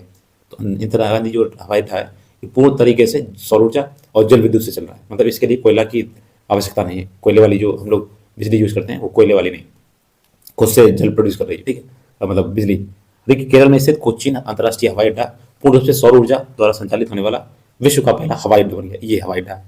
ठीक है, ये भी हवाई अड्डा था। ये पूर्णतः सौर ऊर्जा से, इसमें देखिए सौर और विद्युत पूरी थी, जल विद्युत थी, लेकिन ये पूरा सौर हवाई अड्डा है।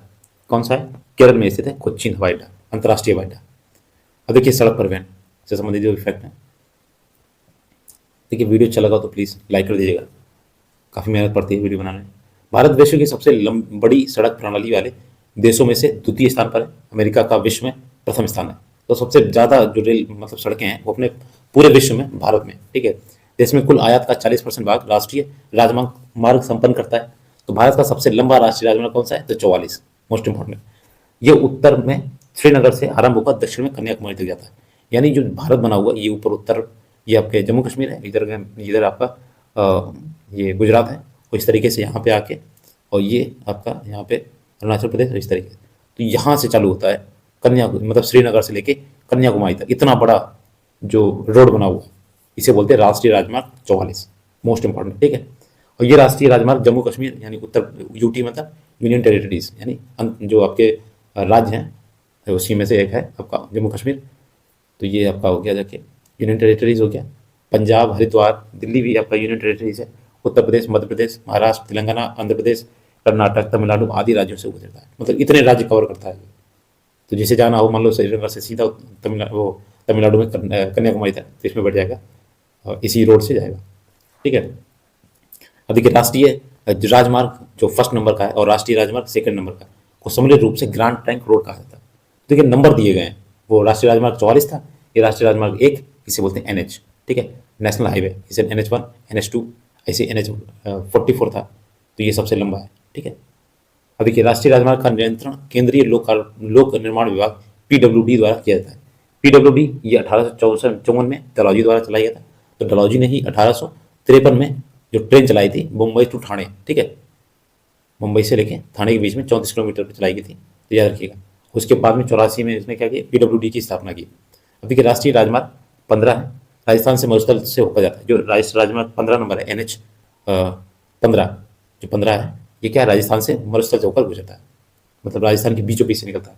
स्वर्णिम चतुर्भुज योजना जो थी 1999 के अंतर्गत भारत के 4 महानगरों दिल्ली, मुंबई, चेन्नई और कोलकाता को राष्ट्रीय राजमार्ग NH44, 19, 48 और 16 4 राज्य हैं। ये देखो, तो देखो मैं बता दूँ, जैसे इस तरीके से ये भारत है अपना, और यहाँ पे अरुणाचल प्रदेश, और यहाँ पे नीचे जाएंगे ऐसे ऐसे, और यहाँ पे गुजरात। देखो मैप नहीं बन पा रहा सही सलामत जो भी। अब देखो सबसे पहले क्या है?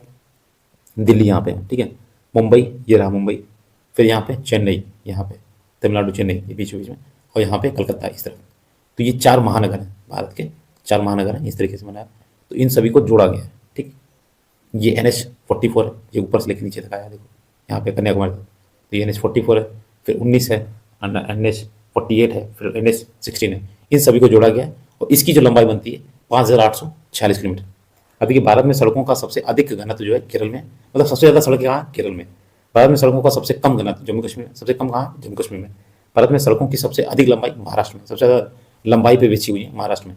अब देखिए जल परिवहन, जैसे सड़क से जाते हैं हम लोग, वायु से जाते हैं, इसी जल से जाते हैं। तो केंद्रीय जल मार्ग प्राधिकरण की स्थापना 1987 में की गई। इसका मुख्यालय कहाँ? कलकत्ता में। ठीक है, कोलकाता किस नदी किनारे? हुगली नदी किनारे। देश के जलमार्गों को 2 भागों में बांटा गया। आंतरिक जलमार्ग ये परिवहन नदियों, नहरों, झीलों के द्वारा होता है। समुद्री जलमार्ग इस दृष्टि से भारत का संपूर्ण प्रायद्वीपीय तटीय भाग काफी महत्वपूर्ण भूमिका निभाता है।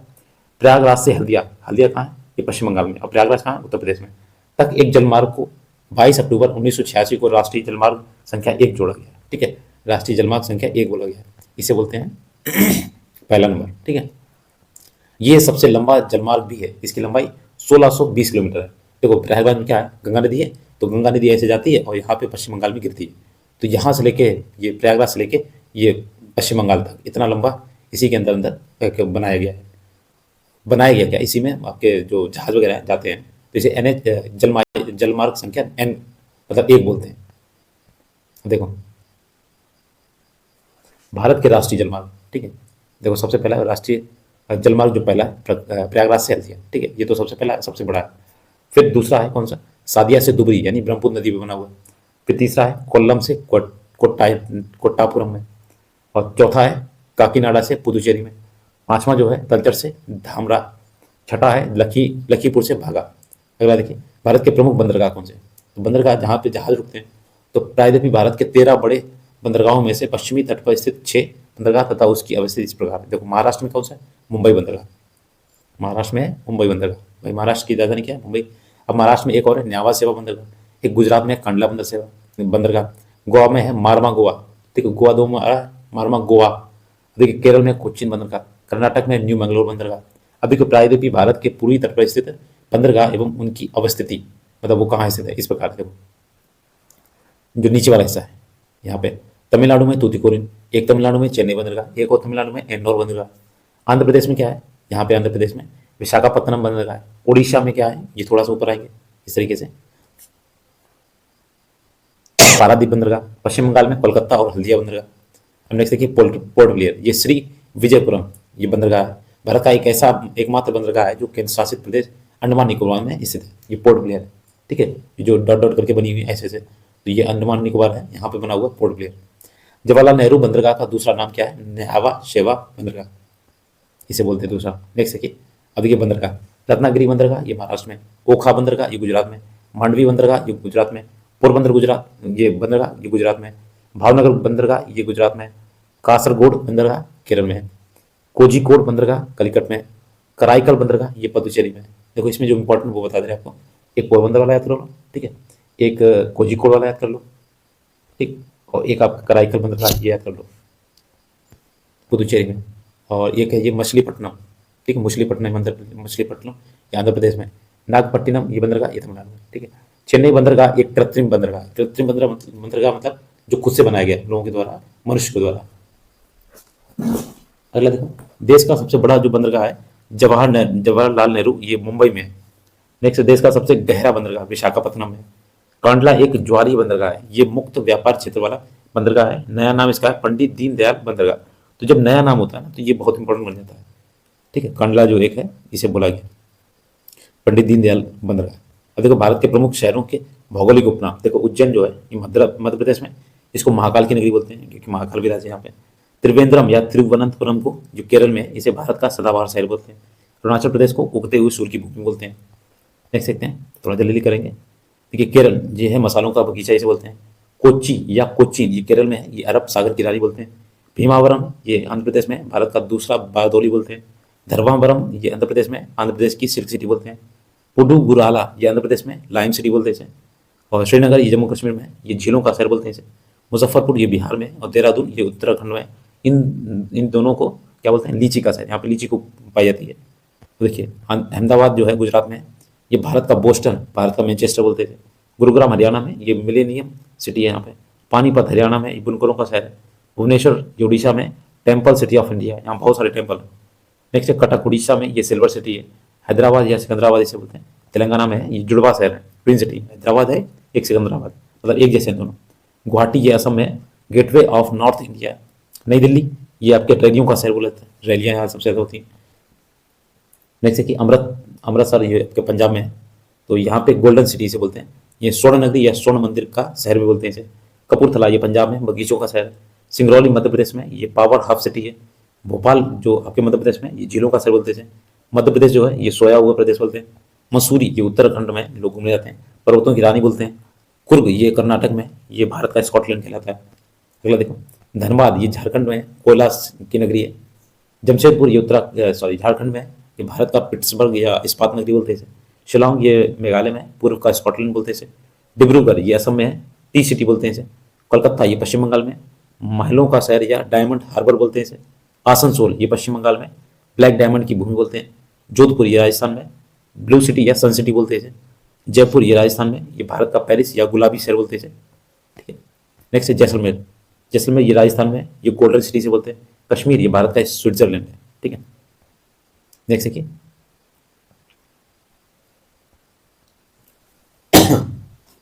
देखिए बेंगलुरु ये कर्नाटक में जो है, इसे space city, garden city, Bharat की सिलिकॉन वैली, या साइंस सिटी बोलते हैं। तो ये सिलिकॉन वैली, ये मोस्ट इंपॉर्टेंट बहुत पूछा था। नागपुर, ये नागपुर जो है महाराष्ट्र में ऑरेंज सिटी से बोलते हैं। मुंबई, इसे 7 टापुओं का शहर बोलते हैं। भारत का हॉलीवुड बोलते हैं। सूती वस्त्रों की रानी, भारत का प्रवेश द्वार बोलते हैं इसे। नेक्स्ट देखिए पुणे, ये दक्कन की रानी है, क्वीन ऑफ डेक्कन बोलते हैं। कोल्हापुर, ये महाराष्ट्र में पहलवानों का शहर उसे बोलते हैं। हम नेक्स्ट देखिए कानपुर, ये उत्तर प्रदेश में दुनिया का चमड़ा शहर है। उत्तर भारत का मैनचेस्टर है, बहुत पूछा था उत्तर भारत का मैनचेस्टर कौन है। और राष्ट्रीय राजमार्गों का चौराहा है, तो यहाँ पे बहुत सारे राजमार्ग निकलते हैं और बीचों बीच में कटते हैं, ठीक है। आगरा, ये उत्तर प्रदेश में, ये ताज का शहर है, ये तो ताजमहल है। पेठा नगरी है, ठीक है, पेठा बहुत फेमस है।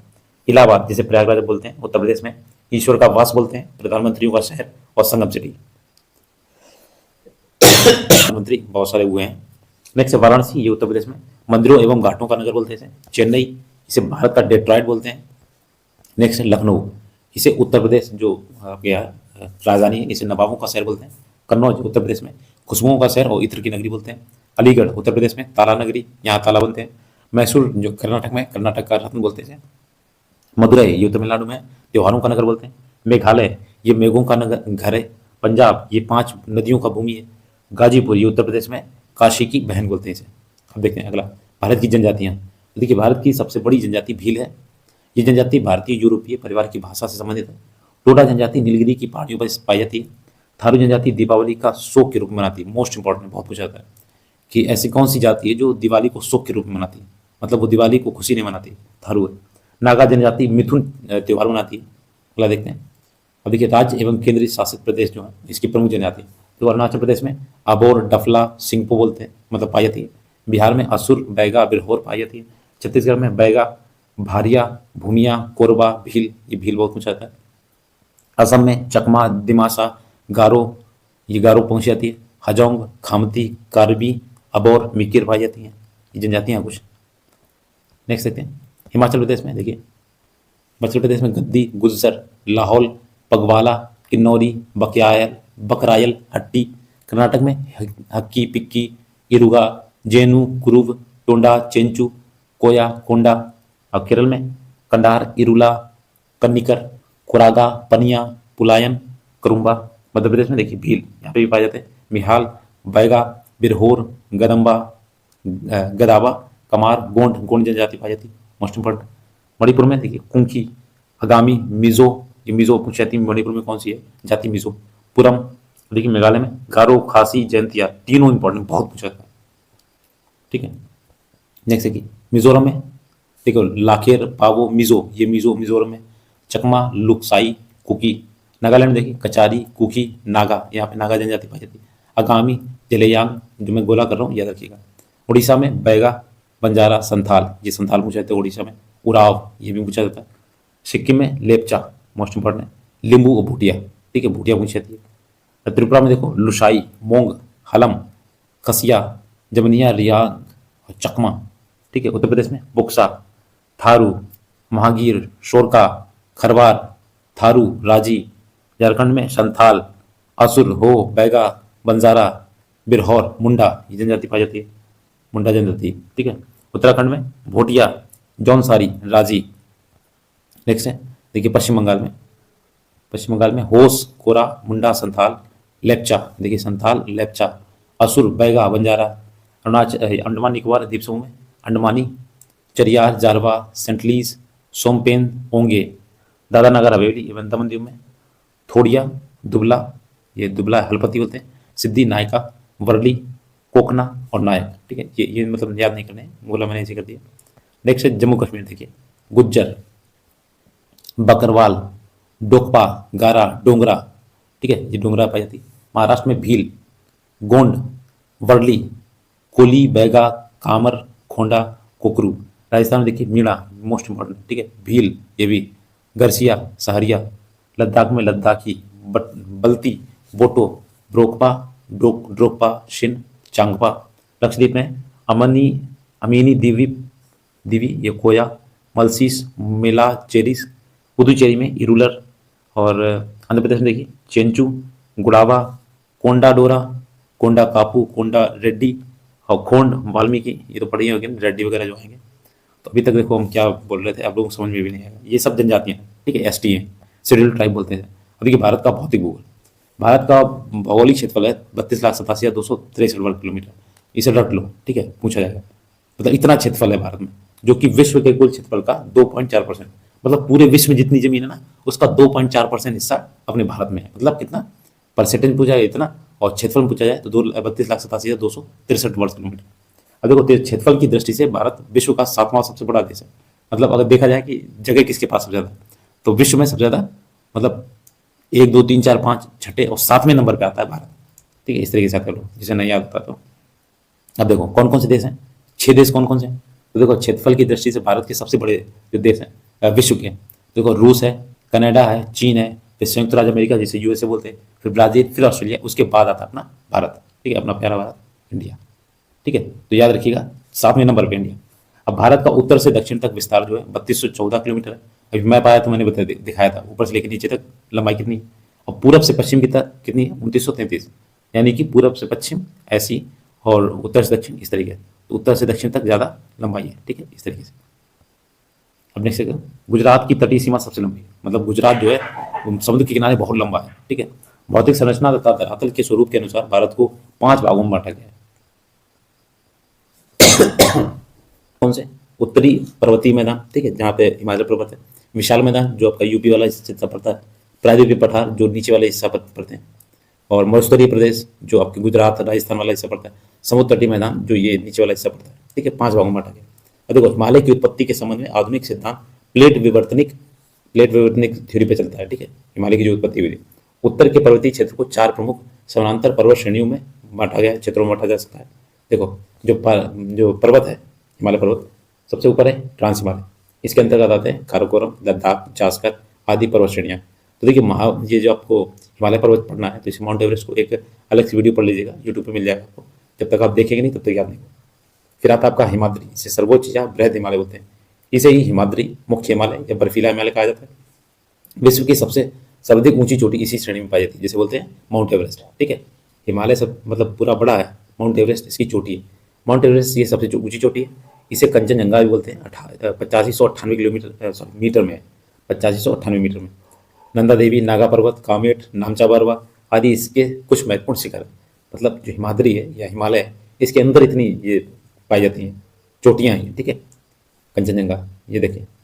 नेक्स्ट है हिमालय श्रेणी अर्थात लघु या मध्य हिमालय। इसका विस्तार मुख्य हिमालय के दक्षिण में, मतलब सबसे नीचे आ जाते हैं, इस तरीके से फैला हुआ। देखो इस तरीके से, यहाँ पे जम्मू कश्मीर है और इस तरीके से, तो यहाँ से ऐसे ऐसे फैला हुआ है। ठीक है, यहाँ पर अरुणाचल प्रदेश लास्ट में, ये नेपाल यहाँ पे इस तरीके से ऐसे फैला। तो ये ट्रांस हिमालय हो गया, ये बीच वाला हो गया, और ये आपका लघु हिमालय। ठीक है, फिर यहाँ पे आएगा शिवालिक हिमालय। इस तरीके से देखिए, लघु हिमालय की ढाल पर छोटे छोटे घास के मैदान पाए जाते हैं, जिन्हें कश्मीर में मर्ग, उत्तराखंड में बुग्याल या पयार कहा जाता है। शिवालिक अर्थात निम्न या बाह्य हिमालय, शिवालिक श्रेणी लघु हिमालय के दक्षिण में अवस्थित है, और ये हिमालय का सबसे नवीनतम भाग है। शिवालिक को लघु हिमालय से अलग करने वाली घाटियों को पश्चिम में दून एवं पूर्व में द्वार कहते हैं। देखिए नेक्स्ट, हिमालय का सर्वोच्च जो शिखर है, चोटी जो है, माउंट एवरेस्ट है, और ये सबसे ऊंची चोटी, विश्व की सबसे ऊंची चोटी है। और भारत की सबसे ऊंची चोटी कौन सी, K2, इसे गॉडविन ऑस्टिन बोलते हैं। भारत में स्थित हिमालय की सबसे ऊंची चोटी कौन सी है, तो कंचनजंगा है। ठीक है, भारत में स्थित जो हिमालय है, वैसे तो का नाम K2 है, ऊपर जो आपके जम्मू कश्मीर में पड़ती है। ठीक है, और जो काराकोरम श्रेणी में आती है। लेकिन भारत में जो स्थित हिमालय है, उसमें भी सबसे ऊंची कौन सी है, कंचनजंगा। पूर्वांचल की पहाड़ियाँ देखिए, ये भारत के उत्तर पूर्वी राज्यों में फैली हैं। पटकाई, बूम, नागा पहाड़ियाँ, मीज़ो पहाड़ियाँ, अबोर पहाड़ियाँ, मिरी पहाड़ियाँ, मिसमी पहाड़ी, गारो पहाड़ी, खासी पहाड़ी, जैंतिया पहाड़ी। ठीक है, ये पूर्व की पहाड़ियाँ हैं, जहाँ पे आपका असम वगैरह है, सेवन सिस्टर्स में। पहाड़ियों से संबंधित अन्य महत्वपूर्ण तथ्य देखिए, अरावली की पहाड़ियाँ राजस्थान में है। इस पहाड़ी की सबसे ऊंची चोटी माउंट आबू है। ठीक है, इसे गुरु शिखर बोलते हैं। तो पूछा जाता है गुरु शिखर किसे बोलते हैं, माउंट आबू। और ये जो पहाड़ी है, ये माउंट आबू, ये राजस्थान में पाई जाती है। सतपुड़ा की पहाड़ियाँ मध्य प्रदेश स्थित में। ठीक है, पहाड़ों से संबंधित महत्वपूर्ण फैक्ट देखिए, मालवा का पठार पश्चिमी मध्य प्रदेश तथा दक्षिण पूर्व राजस्थान राज्य में है। विंध्याचल का पठार ये झारखंड, उत्तर प्रदेश तथा दक्षिण पूर्वी राजस्थान में है। मैकाल का पठार ये छत्तीसगढ़ में है। ठीक, जब तक आप ये नहीं देखेंगे कि राज्य किस तरफ कहाँ पे हैं, कौन सा राज्य किस में है, तब तक ये आप नहीं समझ सकते हैं। तो इस तरह से मैप जरूर देखिए, मैप पे जो मैकाल की पहाड़ी का सर्वोच्च शिखर अमरकंटक है। छोटा नागपुर पठार को भारत का रूर भी कहा जाता है। दक्कन का पठार महाराष्ट्र में राज्य में, धारवाड़ का पठार कर्नाटक में। देखिए, भू आकृति के आधार पर भारत के तटीय मैदानों को 3 भागों में वर्गीकृत किया गया। पहला है गुजरात या कठियावाड़ा तटीय क्षेत्र, पश्चिमी तटीय क्षेत्र मैदान और पूर्वी तटीय मैदान। अब देखिए गुजरात तटीय मैदान गुजरात एवं दादरा नगर हवेली एवं दमन द्वीप तटीय भागों में विस्तृत है। इसके दक्षिण में अरब सागर, पश्चिम में कठियावाड़ प्रायद्वीप है। पश्चिमी घाट पर्वत हिमालय के बाद भारत की दूसरी सबसे लंबी पर्वत श्रेणी है। और नेक्स्ट है पश्चिमी घाट पर्वत का फैलाव ताप्ती नदी घाटी से नीलगिरी पहाड़ी तक है। पश्चिमी घाट को हम सह्याद्री के नाम से भी जानते हैं। नीलगिरी का सर्वोच्च शिखर है दोदा बेटा, ठीक है, ये 2623 मीटर में है। और दोदा बेटा दक्षिण भारत का दूसरा सबसे सर्वोच्च शिखर है, यानी दूसरा, यानी कि पहला भी होगा दक्षिण भारत में। दक्षिण भारत का सर्वोच्च शिखर जो है अनाईमुड़ी है, मोस्ट इंपॉर्टेंट बहुत पूछा जाता है, 2695 मीटर में। और दूसरे नंबर कौन सा दोदा बेटा है 2623 मीटर में। देख देखिए अन्नामलाई पर्वत के दक्षिण में कार्डमम यानी इलायची की पहाड़ियाँ हैं। और पश्चिमी घाट पर्वत में 4 प्रमुख दलों का विकास हुआ, थाल घाट, भोर घाट, पाल घाट और सेनकोटा घाट। देखो पूर्वी घाट पर्वत श्रृंखला का विस्तार उड़ीसा से तमिलनाडु तक है। भारत के पश्चिमी तट पर स्थित प्रमुख बंदरगाह में मुंबई, कांडला, मरमागोआ, जवाहरलाल नेहरू, न्यू मंगलोर एवं कोच्चि है। सभी बंदरगाह भी बता चुके हैं आपको। नेक्स्ट है भारत के पूर्वी तट पर स्थित प्रमुख बंदरगाह है, देखिए कोलकाता, पारादीप, विशाखापत्तनम, एन्नौर और चेन्नई। अब देखो पूर्व पश्चिम क्या होता है ये बता देते हैं आपको। देखिए ये रहा, ये पूरब वाला है, पूरब ये पूर्वी तट है और ये पश्चिमी तट, ठीक है। तो ये पश्चिमी तट पे कौन कौन से थे बंदरगाह, एक मुंबई था, कांडला था, मरमागोआ था, जवाहरलाल नेहरू और मैंगलोर, इस तरीके से, मतलब ये जो भी राज्य हैं जहाँ जहाँ पे कोचीन। और पूरब में कौन कौन से थे, तो यहाँ पे देखो एक कलकत्ता था, यहाँ पे कलकत्ता शहर है, फिर पारादीप है यहीं पे, फिर विशाखापट्टनम है आंध्र प्रदेश में, फिर एन्नौर और चेन्नई यहाँ पे, ठीक है, बंदरगाह है। अगला देखिए मुख्य तथ्य देखते हैं। भारत के पड़ोसी देशों के साथ घटते क्रम में लंबाई जो है आपके, देखिए बांग्लादेश, चीन, मतलब सबसे ज़्यादा सीमा साझा करते हैं बांग्लादेश से, ठीक है। बांग्लादेश, चीन, पाकिस्तान, नेपाल, म्यांमार, भूटान, अफगानिस्तान। इसकी ट्रिक भी है, बचपन में MBA किया, ठीक है, इस तरीके से याद करते हैं, बचपन, बच और ये पन में MBA, ठीक है, इस तरीके से याद कर सकते हैं। तो क्रम से याद हो जाएगा, पूछा जाता है क्रम से लगाना होता है कि मतलब घटते क्रम में लगाना है। अब भारत की जल एवं थल सीमा से संबंधित जो देश है, एक बांग्लादेश है, एक म्यांमार और एक पाकिस्तान, मतलब स्थल और जल दोनों से मिला हुआ है। देखो यहाँ पे जब आप ऐसे जाएंगे तो गुजरात के पास में ये पाकिस्तान है, तो ये पानी से भी लगा हुआ है और थल से भी लगा हुआ है। इसी तरीके से यहाँ पे आएंगे तो यहाँ पे इस तरीके से ये म्यांमार, देखो यहाँ पे जल थल से लगा हुआ है, नीचे जल से लगा हुआ है, इधर नीचे, ठीक है। और ऐसे ही पाकिस्तान हो गया, बांग्लादेश, हाँ बांग्लादेश बीच में है, तो ये यहाँ पे ये नीचे पाकिस्तान पानी है, ऊपर क्या है, ये स्थल भाग है। नेक्स्ट देखिए कर्क रेखा मुख्यतः भारत के लगभग मध्य में से 8 राज्यों, ये बहुत पूछा जाता है, 8 राज्यों से गुजरती है। सबसे पहले सबसे कोने से आएंगे, कौन कौन से, देखिए राजस्थान, मध्य प्रदेश, छत्तीसगढ़, झारखंड, पश्चिम बंगाल, गुजरात, त्रिपुरा, मिजोरम से होकर गुजरती है। तो सबसे पहले गुजरात आएगा, फिर राजस्थान, फिर मध्य प्रदेश, छत्तीसगढ़, राजस्थान, पश्चिम बंगाल, फिर आएगा आपका त्रिपुरा और मिजोरम, ठीक है, इस तरीके से याद करते हैं। भारत का सबसे दक्षिण बिंदु इंदिरा पॉइंट है, ये ग्रेट निकोबार द्वीप पर स्थित है, ठीक है, सबसे दक्षिणतम बिंदु मैंने बताया भी था। भारत का सबसे उत्तरी बिंदु इंदिरा कॉल है जो लद्दाख के केंद्र शासित प्रदेश में आता है। नेक्स्ट भारत और चीन की सीमा को मैकमोहन रेखा कहते हैं, भारत और चीन में, और भारत और पाकिस्तान के बीच में रेड क्लिफ रेखा है, ठीक है। और दक्षिण से श्रीलंका भारत से पाक जल संधि से अलग होती है, तो याद रखिएगा ये पाक जल संधि से भारत और श्रीलंका अलग होता है, ना कि पाकिस्तान। तो ये समझो पाक है तो पाकिस्तान का है, पाकिस्तान और भारत के बीच में रेड क्लिफ रेखा है। और मन्नार की खाड़ी द्वारा अलग होती है, कौन सी, ये पाक जल संधि जो है, और मन्नार की खाड़ी, इन दोनों से कौन अलग होता है, श्रीलंका अलग होता है। भारत में कुल 28 राज्य और 8 केंद्र शासित प्रदेश हैं। वर्ष 2011 की जनगणना के अनुसार भारत की कुल जनसंख्या लगभग 1 अरब 21 करोड़ थी, यानी 121 अरब। भारत का लिंगानुपात जो है 2011 में जनगणना के अनुसार 943 है, यानी 1000 अगर पुरुष हैं, ठीक है, तो उसमें केवल 943 महिलाएं हैं, ठीक, इस तरीके से याद किया जाता है, ठीक है, इसमें 1000 छुपा होता है। वर्ष 2011 की जनगणना के अनुसार भारत में जनसंख्या घनत्व 382 है। अब देखो जनसंख्या घनत्व क्या होगा, मान लो 1 किलोमीटर का ये रास्ता है, इधर 1 किलोमीटर, 1 किलोमीटर इधर, 1 किलोमीटर इधर, मतलब चारों तरफ से 1-1 किलोमीटर का घिरा हुआ है। तो इसके बीच में कितने लोग रुकते हैं, 382 लोग रहते हैं पूरे भारत में। अगर कहीं पे भी देखेंगे 1-1 किलोमीटर का, तो 382 लोग मिल ही जाएंगे। अब 2011 की जनगणना थी, तो अभी डाटा क्या बढ़ेगा, ठीक है, 2027 में जनगणना होने को है। अब देखिए नेक्स्ट है भारत की जो राजधानी नई दिल्ली है। भारत की राष्ट्रीय नदी कौन सी, गंगा। भारत का जलीय जीव कौन है, डॉल्फिन है, ठीक है, ये अंधी डॉल्फिन है, ये गंगा में रहती है। अगला देखिए जलवायु तथा मौसम। भारत में 4 ऋतु हैं, शीत ऋतु, ग्रीष्म ऋतु, वर्षा ऋतु, शरद ऋतु। शीत माने सर्दी, ग्रीष्म माने गर्मी, वर्षा और शरद माने ये जो बसंत वगैरह आता है। 15 दिसंबर से 15 मार्च, 16 मार्च से 15 जून, 16 जून से 15 सितंबर, 16 सितंबर से 14 दिसंबर तक। अब देखिए जाड़े के दिनों में तमिलनाडु के तटों को तथा कोरोमंडल तट पर वर्षा लौटते हुए मानसून या उत्तर पूर्वी मानसून के कारण होती है। अब देखिए उत्तरी भारत के मैदानी भागों में शीत ऋतु में वर्षा पश्चिमी विक्षोभ या जेट स्ट्रीम के कारण होती है। नेक्स्ट उत्तर पश्चिम भारत के शुष्क भागों में ग्रीष्म ऋतु में चलने वाली गर्म व शुष्क हवाओं को लू कहा जाता है। तो देखिए लू कहाँ कहा जाता है? गुजरात, ये आपके बिहार में और यूपी में लू बोला जाता है, ठीक है। भारत की लगभग 80% वर्षा दक्षिण पश्चिमी मानसून के कारण होती है। नेक्स्ट है भारत की जो प्रमुख नदियां हैं, इससे पहले यहाँ पे देखते हैं टाइम जोन, ठीक है। ये मैंने बताया भी था थोड़ा सा। देखिए ये किसी देश के मध्य में गुजरने वाली यामोत्तर का माध्य है जो स्थानीय समय की असुविधा के कारण संपूर्ण देश के लिए लागू माना जाता है। अब भारतीय मानक समय क्या है? 82.5 डिग्री। तो 82.5 डिग्री एक रेखा बनाई है। मान लो कि भारत का टाइम कैसे निर्धारण करेंगे, तो सभी विशेषज्ञों ने सोचा कि 82.5 डिग्री एक रेखा है जो अपने भारत के लगभग बीच में से गुजरती है। पूर्वी देशांतर लिया गया और ये रेखा जो है इलाहाबाद में, वर्तमान में प्रयागराज है, के निकट एक नैनी जगह है, वहाँ से होकर गुजरती है, ठीक है। जिस तरीके से मैंने बताया था ग्रीनविच टाइम जो है इंग्लैंड से होकर गुजरता है, ठीक है। एक जो देशांतर रेखा है वहाँ से पूरे विश्व का टाइम निर्धारित होता है। ऐसे भारत का भी निकाला गया, ठीक है। इंडियन स्टैंडर्ड टाइम IST बोलते हैं इसे, ठीक है। IST इंडियन स्टैंडर्ड टाइम बोलते हैं। भारतीय मानक समय ग्रीनविच माध्य से 5 घंटा 30 मिनट आगे। जो ग्रीनविच माध्य टाइम है जो बीच बीच में इंग्लैंड से निकलती है, तो उससे कितना आगे? प्लस का 5.5 घंटा आगे, 5.5 घंटा आगे। मतलब अगर वहाँ पे मान लो 1 बजा होगा तो यहाँ पे कितना बजा होगा? 5:30, ठीक है। इस तरीके से मान लीजिए। भारत के बृहद अक्षांश विस्तार के कारण गुजरात और अरुणाचल प्रदेश के स्थानीय समय में लगभग 2 घंटे का अंतर होता है। इसीलिए मैंने बताया था अरुणाचल प्रदेश यहाँ है और गुजरात यहाँ पे है, तो इनके बीच में कितना? 2 घंटे का अंतर होता है। अतः प्रशासनिक व अन्य कार्यों में कठिनाई से बचने के लिए इसके बीच में एक रेखा मानेगी जो आपके यूपी से निकलती है, नैनी से 82.5 डिग्री 30 मतलब 82 डिग्री 30 मिनट पूर्वी यामोत्तर देशांतर को भारत का मानक यामोत्तर माना गया। देशांतर कौन सी थी? लंबी लंबी जो खड़ी खड़ी होती है।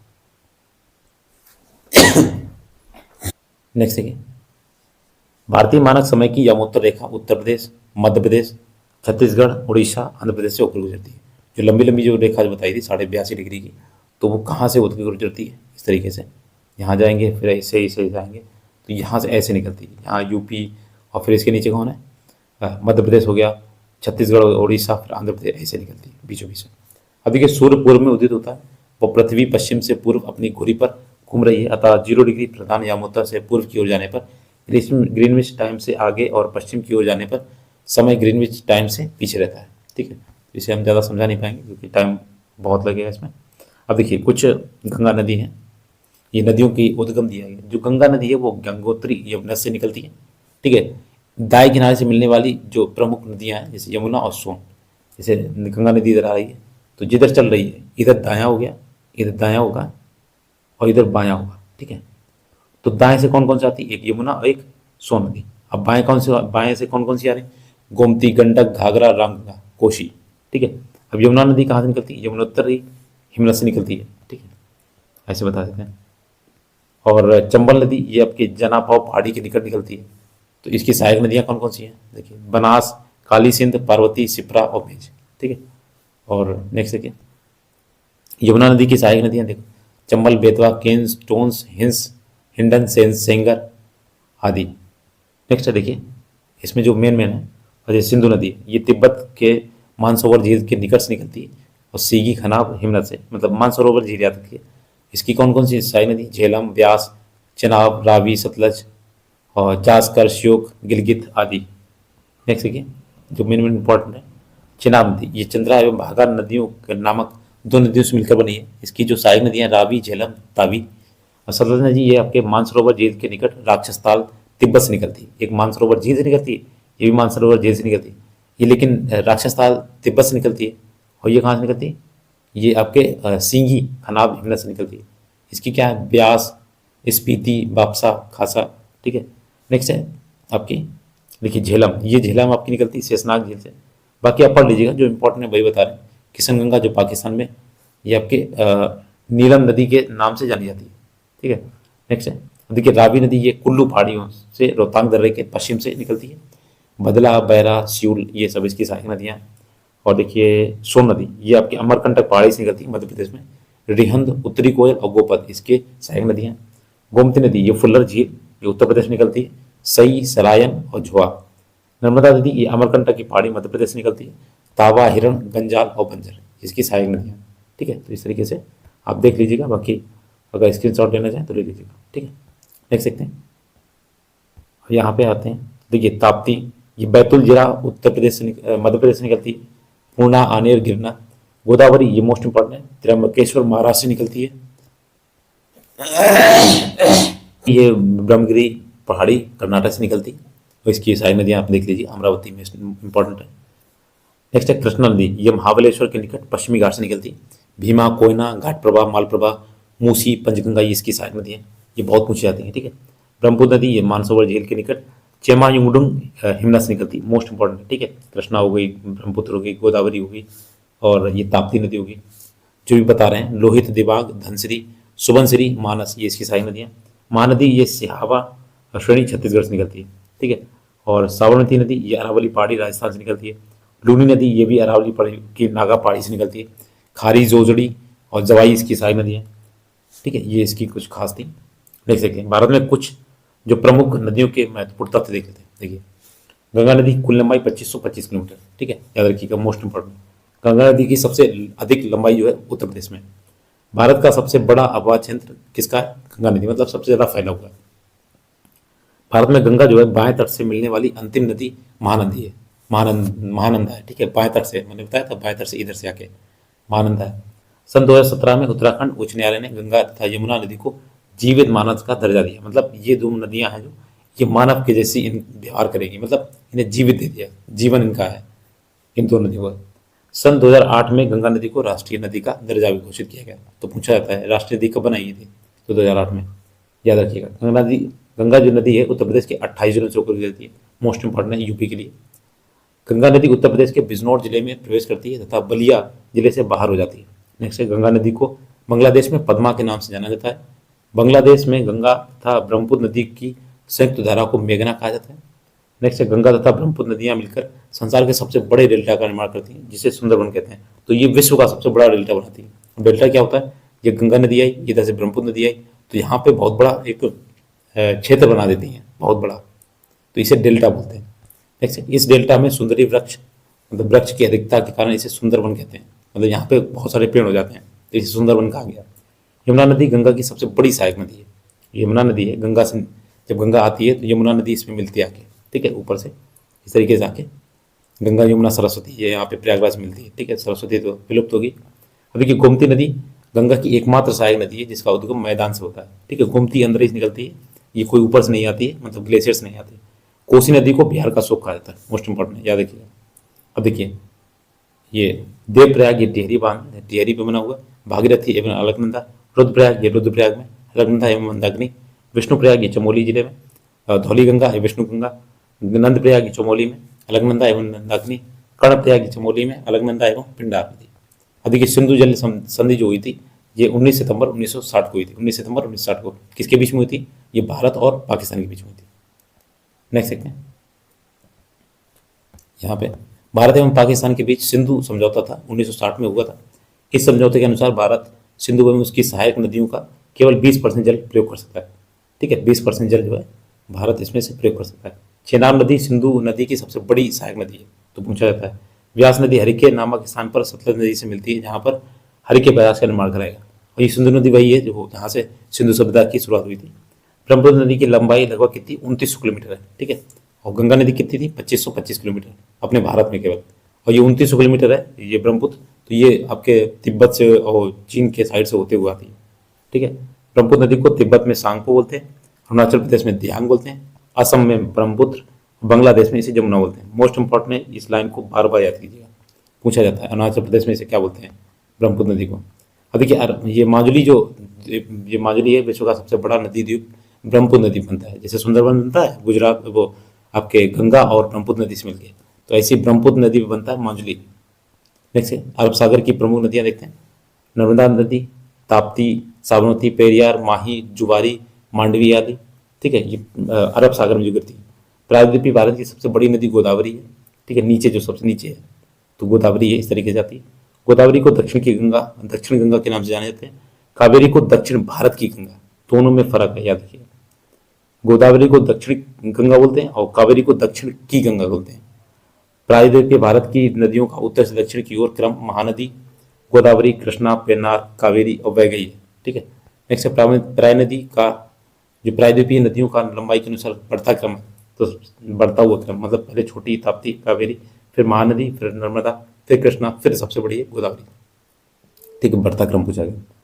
गोदावरी नदी को वृद्ध गंगा के नाम से भी जाना जाता है, बूढ़ी गंगा भी बोलते हैं, ठीक है, याद रखिए।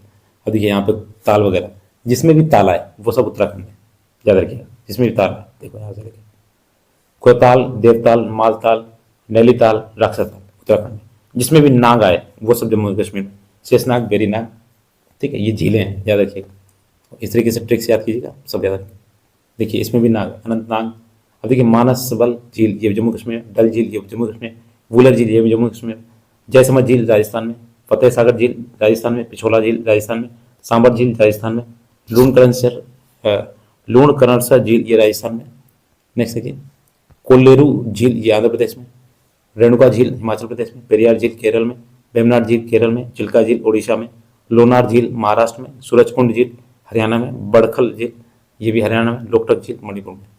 नेक्स्ट देखिए भारत की सबसे बड़ी लैंगून झील जो है चिल्का झील है, ठीक है, लैंगून झील है भारत की सबसे बड़ी कृत्रिम झील जो अपने मानव द्वारा बनाई गई, जो है गोविंद बल्लभ पंत सागर जो है रेहन नदी भी बनी हुई है उत्तर प्रदेश में तथा मध्य प्रदेश की सीमा पर बनाई गई, उत्तर प्रदेश और मध्य प्रदेश के बीचों बीच बनाई गई। नेक्स्ट देखिए अगला देखिए भारत की सबसे बड़ी मीठे पानी की जो झील है वुलर झील है, ये कहाँ है, जम्मू कश्मीर में। लोकटक झील जैव विविधता के कारण मणिपुर की जीवन रेखा कहलाती है। वेमनाड झील ये है केरल में, भारत की सबसे लंबी झील है, इसकी लंबाई है 96.5 किलोमीटर, लगभग 100 किलोमीटर है। लोनार झील है ये महाराष्ट्र में, एक क्रेटर झील है, ठीक है, क्रेटर एक टकराया था ऊपर से उल्का पिंड जैसा गिरा था, तो उससे क्या बनेगी, एक झील बनेगी महाराष्ट्र में। नेक्स्ट देखिए भारत की प्रमुख पहाड़ियाँ, मेघालय की पहाड़ी, मेघालय में कौन सी, गारो खासी जयंतियाँ, याद रखिएगा, मैंने बताया भी था पीछे। नागालैंड में नागा, मध्य प्रदेश में सतपुड़ा महादेव की पहाड़ी, मध्य प्रदेश में छत्तीसगढ़ में मैकाल की पहाड़ी, झारखंड में राजमहल की पहाड़ी, जितने भी इसमें टिक लगे सब याद करना है। महाराष्ट्र में ये महाबलेश्वर, ठीक है, उड़ीसा में महेंद्रगिरी और तमिलनाडु में नीलगिरी और अन्नामलाई, ठीक है, मोस्ट इंपॉर्टेंट। अगला देखते हैं केरल में है इलायची की पहाड़ियाँ, ठीक है, यहाँ इलायची पाई जाती है। अरुणाचल प्रदेश में ढाफला, ये याद रखिएगा। नेक्स्ट भारत के प्रमुख मरुस्थल देखिए, भारत में कुछ प्रमुख मरुस्थल हैं जिसमें सबसे महत्वपूर्ण है थार मरुस्थल, ये अपने भारत में सबसे बड़ा है। गुजरात, राजस्थान, ये बहुत सारे जो राज्य इसमें मिलते हैं, जो उत्तर पश्चिमी भारत में फैला हुआ है। इसके अलावा लद्दाख और कच्छ जैसे मरुस्थल भी यहाँ स्थित है।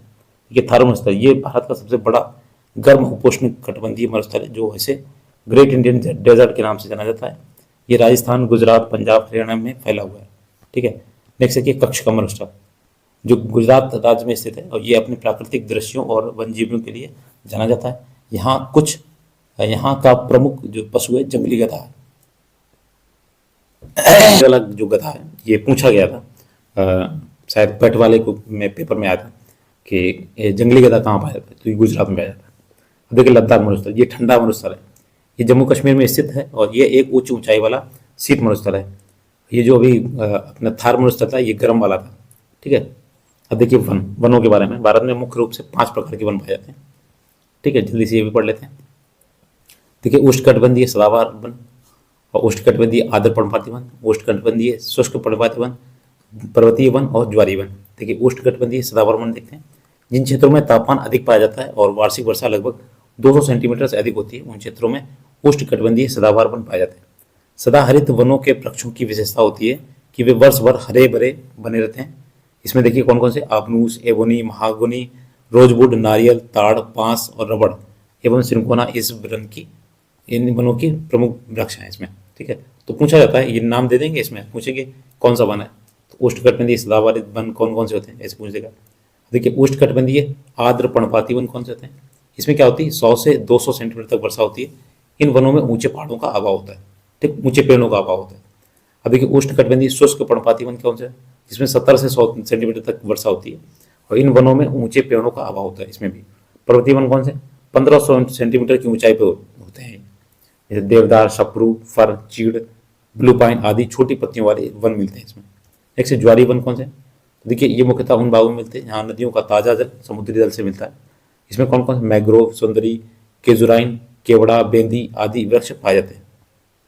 नेक्स्ट देखिए, देखिए ये गंगा नदी, ये गंगा, गोदावरी, कृष्णा आदि निम्न डेल्टाई भागों में पाए जाते हैं जो पर्वतीय आपके थे। अब नेक्स्ट देखिए, भारत के कुछ प्रमुख जलप्रपात हैं। देखिए जोग जलप्रपात या महात्मा गांधी जलप्रपात ये शरावती नदी पर बना हुआ है कर्नाटक में। चूलिया जलप्रपात ये चंबल नदी पर बना हुआ है कर्नाटक में, सॉरी राजस्थान में। हुंडरू जलप्रपात ये स्वर्ण रेखा नदी बना हुआ है झारखंड में। धुआंधार जलप्रपात ये सभी इंपॉर्टेंट, ठीक है, नर्मदा नदी पर बना हुआ है महाराष्ट्र, मध्य प्रदेश में। डुमडुमा जलप्रपात ये मुच्छ कुंड नदी पर बना हुआ उड़ीसा में। सदनी या साटनी शंख नदी बना हुआ झारखंड में। शिव समुद्रन जलप्रपात ये बना हुआ कावेरी नदी पे कर्नाटक में, ठीक है। दूध सागर प्रपात ये आपकी मांडवी नदी गोवा में। कोकाक जलप्रपात ये आपके घटप्रभा नदी कर्नाटक में। कुचिकल जलप्रपात ये वारा नदी कर्नाटक में। दसम जलप्रपात ये कांची नदी झारखंड में। चचाई जलप्रपात बिहार नदी मध्य प्रदेश में। चित्रकूट जलप्रपात ये आपकी इंद्रावती नदी पे छत्तीसगढ़ में, मोस्ट इंपॉर्टेंट नदी वाला। नेक्स्ट भारत की प्रमुख बहुउद्देशीय परियोजना देखते हैं, ठीक है। देखिए भाखड़ा नागल परियोजना, ये देखिए परियोजना वो होती है, इससे क्या होता है जहाँ पे पानी की कमी होती है तो ये परियोजना बनाई जाती है, पानी को मोड़ा जाता है। तो देखिए सतलज नदी पर बना हुआ बांध बनाए जाते हैं पंजाब पे। इंदिरा गांधी नहर परियोजना सबसे बड़ी है, सतलज और ब्यास नदी पर बनाएगी राजस्थान में। सलाल परियोजना ये चिनाब नदी पे गुजरात में, सॉरी जम्मू कश्मीर में। स्वर्ण रेखा परियोजना है स्वर्ण नदी रेखा नदी पे बनी झारखंड में। शिव समुद्रन परियोजना है कावेरी नदी पे कर्नाटक में। मेट्टूर बांध जो है कावेरी नदी बना हुआ तमिलनाडु में। दामोदर घाटी परियोजना जो है दामोदर नदी बनी हुई झारखंड और पश्चिम बंगाल दोनों की संयुक्त है। सरदार सरोवर परियोजना ये सरदार नर्मदा नदी बनी हुई गुजरात में। तो ये सब परियोजना है, यहाँ पे पानी जोड़ा जाता है। देखिए दुलास्ती परियोजना ये चिनाब नदी पे जम्मू कश्मीर में। अलमाटी बांध ये कृष्णा नदी में बनी हुई है कर्नाटक में। तो देखिए कृष्णा ने क्या खाई थी, माटी, ठीक है, तो इन्होंने क्या किया था, नाटक किया था, ठीक है। इस तरीके से याद कर सकते हैं। ये ट्रिक है कुछ। देखो मयूराक्षसी परियोजना जो मयूराक्षसी नदी पे झारखंड में। टेरी बांध जो परियोजना है ये भागीरथी नदी पे उत्तराखंड में। उकाई परियोजना है ताप्ती नदी पे गुजरात में। काकरापारा परियोजना है ताप्ती नदी पे गुजरात में। इडुक्की परियोजना है परियार नदी पे केरल में। फरक्का परियोजना है गंगा नदी में पश्चिम बंगाल। नागार्जुन सागर परियोजना है कृष्णा नदी में तेलंगाना और आंध्र प्रदेश दोनों में से। नेक्स्ट देखिए तुंगभद्रा परियोजना है आपके तुंगभद्रा नदी में कर्नाटक में। तुलबुल परियोजना है झेलम नदी में जम्मू कश्मीर। बगलिहार परियोजना है चिनाब नदी में जम्मू कश्मीर। देखिए भारत के प्रमुख ऊर्जा केंद्र कौन से हैं? देखिए तारापुर, मोस्ट इंपॉर्टेंट, बहुत पूछा था। तारापुर महाराष्ट्र में, ये सभी पूछे जाएंगे। कुंडलवन ये तमिलनाडु में। नरोरा उत्तर प्रदेश में। कैगा कर्नाटक में। काकरापारा गुजरात में। कलपक्कम तमिलनाडु में। जैतापुर महाराष्ट्र में। रावतभाटा कर्नाटक में। अब ये रावतभाटा है ये राजस्थान में। देखिए तमिलनाडु में दो हैं, एक कुंडलवन और एक है कलपक्कम, याद रखिएगा। अब देखिए मरुस्थल उनकी स्थिति देखते हैं। सहारा ये आपके उत्तरी अफ्रीका में। गिजवन, सिम्सन, ग्रेट सैंडी मरुस्थल तो ये आपके ऑस्ट्रेलिया में। गोबी ये पूछा जाता है मंगोलिया एवं चीन में। कलाहारी ये दक्षिण अफ्रीका में, कहाँ, नामीबिया और बोत्सवाना। टकला मकान ये आपके सिंकियांग प्रांत चीन में। सेनोरान ये संयुक्त राज्य अमेरिका नामीबिया में। देखिए थार स्थल ये उत्तर पश्चिमी भारत एवं पाकिस्तान में पड़ता है, पाकिस्तान में भी हिस्सा है इसका। सोमाली मरुभूमि ये सोमालिया में। अटाकामा ये मरुस्थल ये आपके उत्तरी चिली में। दस्ते लूट ये पूर्वी ईरान में। पेंटागोनिया का जो का रेगिस्तान है अर्जेंटीना में। नेक्स्ट है विश्व के देशों के परिवर्तित नाम। देखिए जापान को निप्पन पुराना नाम। ईरान का पर्शिया और ये लेसोथो ये वासुतोलैंड। इथोपिया अबीसिनिया।